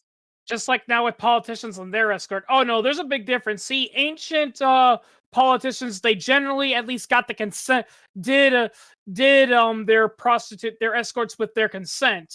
Whereas today, it's no longer consensual. I'm sure there was probably a lot of non-consensual stuff going on back then too. Oh yeah, but I mean, women were probably at best second-class citizens. I mean, well, no, it depends on where you are. I should do a disclaimer there, because there were a lot of societies that had women in a more equal status, but there were also plenty where, they were basically either second-class citizens or just the property and someone. I mean, you couldn't just randomly grab a woman off the street and do whatever you wanted to with her, but. Well, yeah, that's another misconception. That's another misconception that people think about the medieval era, is that, women, were treated like dirt and they were little more than baby makers and sex objects. And many people like Shadiversi have pointed out that, well, yes, women didn't have the same rights as men in a medieval society, that doesn't mean, you were allowed to do whatever you wanted with them. If you raped a woman or if you did something harmful to her, you were going to get punished. And believe it or not, their punishments back then for things like rape were even harsher than what we have today. Oh, they were pretty severe. And if you were a commoner woman and you didn't have any real prospects for marriage or any other way to increase your station in life, a great way of doing that was becoming a prostitute. It wasn't something you did, out of desperation because you had no other choice, kind of like it is today for a lot of women. It was something that could actually elevate you in status. And even if you go to more recent times like the Old West, a lot of those frontier towns were basically owned by women in brothels. They were the ones who owned the towns. The madame, the madame. Yeah, fun fact, I actually remember reading somewhere that the state of Wyoming, brothels played such a huge important role in the economy that basically when they became a state, while they still couldn't vote in federal elections, one of the demands Wyoming had was that while they can't vote in federal elections, we want our women to be allowed to vote in like the state and local elections. And it was because the brothel owners, who were mostly women, had a lot of economic power. Yes, Mr. No, I am talking about pandemics in general, not the specific strain of SARS-CoV-2 that's, creating COVID, but yeah, viruses that have blown through and, created a lot of misery and death. Yeah, that's been happening. That was the deal from the beginning. That's just part of the deal of living on this planet. Actually, Fishron, you know what else is funny? Because that joke you made, God damn it, Jim, are you selling your body for cheeseburgers again? It's funny because a lot of people say the reason why prostitution is wrong is that it's basically saying the human body is a thing that can be bought, sold, and all that. And it's like, people do that all the time, using their bodies, for someone else's benefit. I mean, a construction worker does that, What about a boxer or a bodybuilder or something like that? Yeah. I even like, the classic, joke that's always done that. That's always done, the classic example where the police officer walks in and they're like, what the hell are you two doing? We're having sex for money. You're both under arrest for prostitution, and I'm filming them. Oh, terribly sorry. Yeah. It doesn't make any sense. Yeah. Yeah, it's like you can't have sex for money because that's evil and impure, and it teaches us that the humans are just things that you can buy and sell. It's like, but we still have pornography.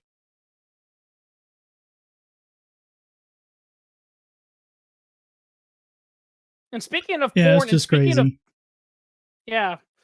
And I mean, all this stuff they're doing now is like, oh, there are all these women who are being sex trafficked and everything. They really aren't. Most of the sex trafficking is women trying to, go online or whatever and do this for themselves, over Craigslist or Backpage or places like that. Yeah. So they don't have to do it through a pimp. They can do it in a situation where they can do things like background checks of prospective clients and things like that. And they don't have to be streetwalkers. And, oh, no, that's trafficking. How's it trafficking if they're doing it themselves? Oh, yeah, exactly.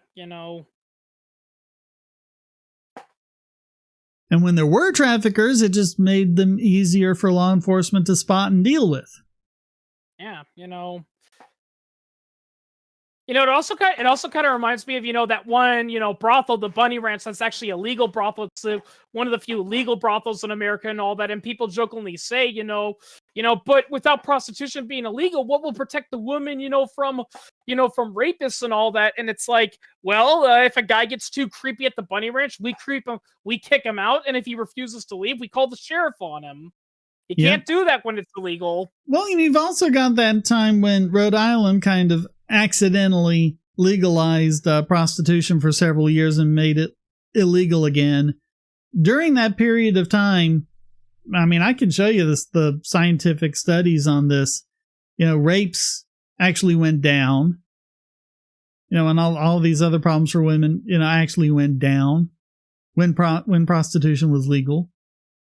And then they made it illegal again, and it went right back up. Yeah. It's kind of funny because there's a lot of websites that I'm on, a lot of these, artistic websites that, let's be real here, they've got a lot of porn and are basically just porn websites, but I'm also on it because a lot of my friends are on them.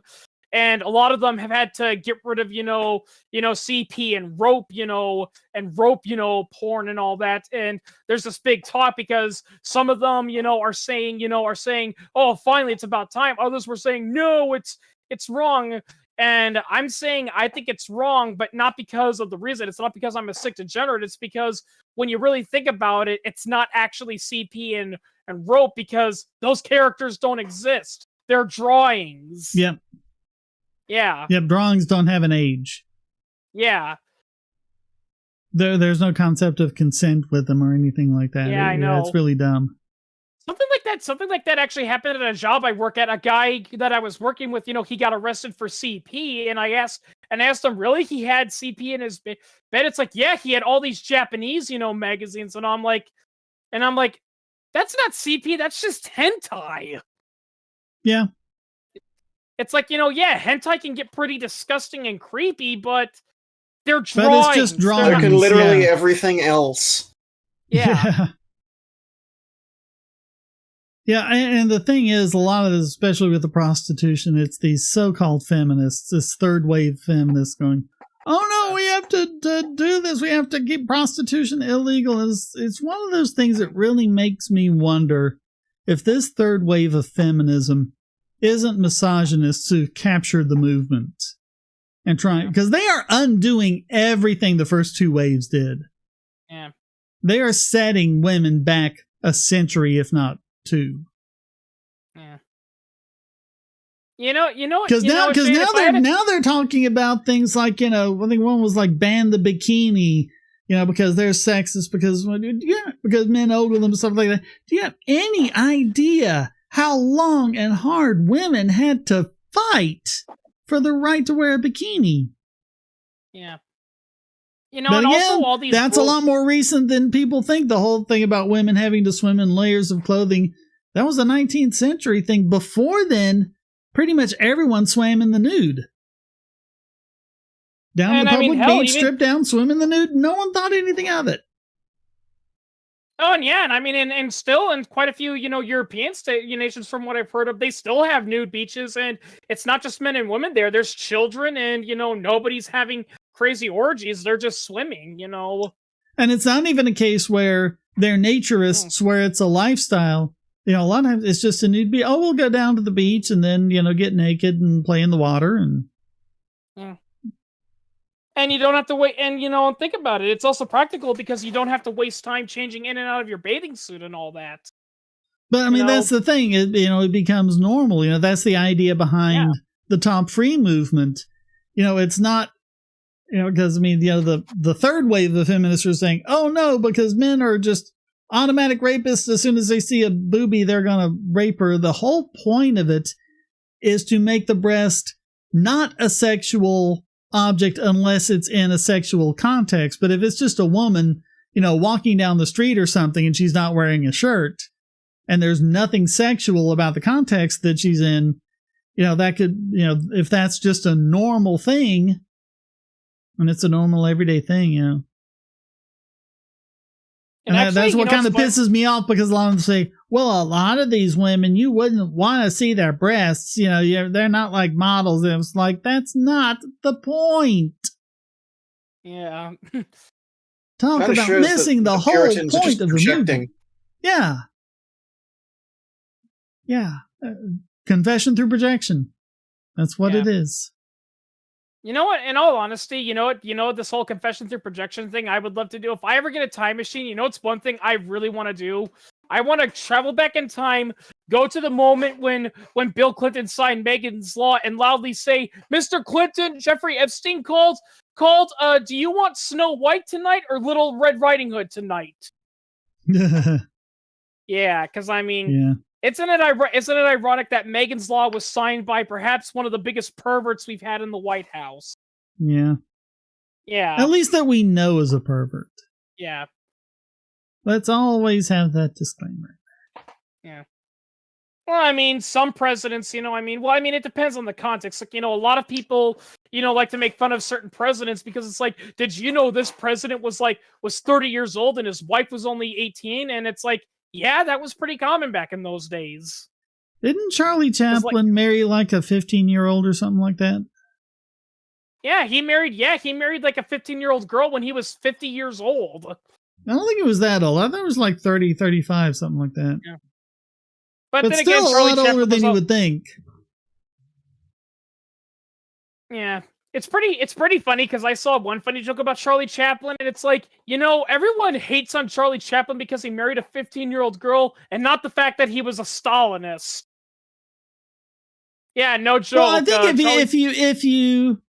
if you listen to actually what he said, he wouldn't have gone on with a lot of actual Stalinism. He had this kind of idyllic view of what it was.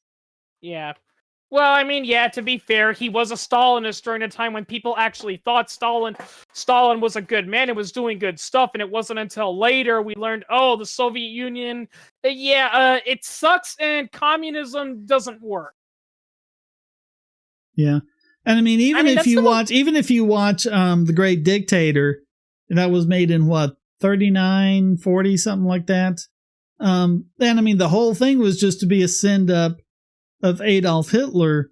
But if you look at that movie with a historical eye, there was this real innocence about it. No one had a clue as to the depths of evil that Hitler was. So even when you got this thing where you're just completely sending him up, I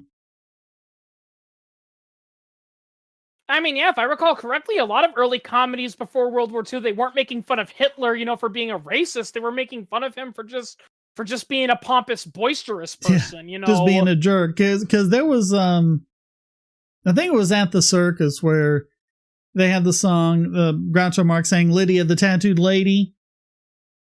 And there's a line in there, when she sits on Hitler. And that verse, and I forget what the line before it was, when the U.S. really got into World War II, the studio cut that line out. And Groucho was ordinarily someone who didn't like being censored.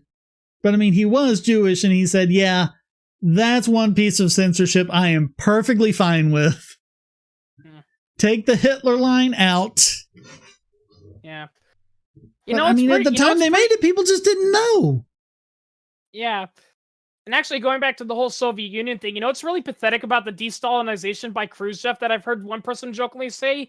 Basically, it was Khrushchev's way of saying, yeah, Stalin was a bad person, communism doesn't work, but we're going to keep trying it anyway. Yeah. Yeah, it's after 10 o'clock. We've gone on longer than 2 hours. Okay. I can go on longer if you've got other stuff you want to talk about, but if we want to start wrapping this up, we can. Well, I don't want to force you to stay up later than you have to be, so... Well, Heather's not getting off for like another, probably another hour or so. Because they start cutting back the hours tomorrow. This is the last night of the long hours, so... I'll be up for a little bit, so we can keep talking if you want to. If there's other things you want to talk about, okay. But sure. I guess we can talk about random stuff. Pip, you still there? I mean, we've done the 2 hours, but you're a little quiet, Pip. Yeah, I'm quiet normally. Yeah, actually, no. You're actually kind of quiet. It sounds like you're whispering. It sounds like you're away from your mic or something. Really? Yeah, I had to juice them up a little bit on my end, but yeah. Let's see some video games. I wish I had time for video games. That would. Actually, speaking of, someone in the chat was talking about politics and video games and such.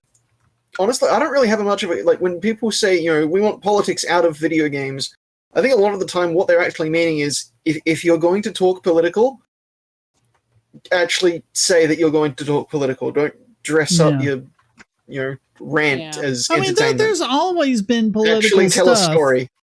There's always been political stuff. I mean, you probably don't realize it today, but if you grew up in the Cold War, you know that a lot of those things you did in the arcades, were takeoffs of, the Cold War and the U.S. fighting Russia and things like that. Yeah. If you're trying to be entertaining, actually try to be entertaining. Don't just throw anvils at the player. Here's another thing I kind of wish more what's the original Rocky and Bullwinkle show? Oh my God. People, you watch it today and it's just like a lot of silly, surreal stuff. If you know the politics of what was going on at the time, they were seriously political. Yeah, wasn't like, I mean, I only saw like reruns of Rocky and Bullwinkle late night on Cartoon Network because Cartoon Network, back when it was legit a 24/7 cartoon show, during the late hours it would air like really, really old cartoons, and on weekends I would stay up late and I'd watch some of them, and I saw some reruns of Rocky and Bullwinkle, and if I recall correctly, wasn't that one female villain? Wasn't she supposed to be like a Soviet agent or something? Oh, both of them were Boris and Natasha. Boris Badenov. Yeah. A takeoff of Boris Godunov, the first Tsar, you know. It was Boris Badenov. We get moose and squirrel. Boris and Natasha, yeah. Yeah, but they weren't just villains who were Russian. They were basically representing the Soviet Union on that show. Yeah.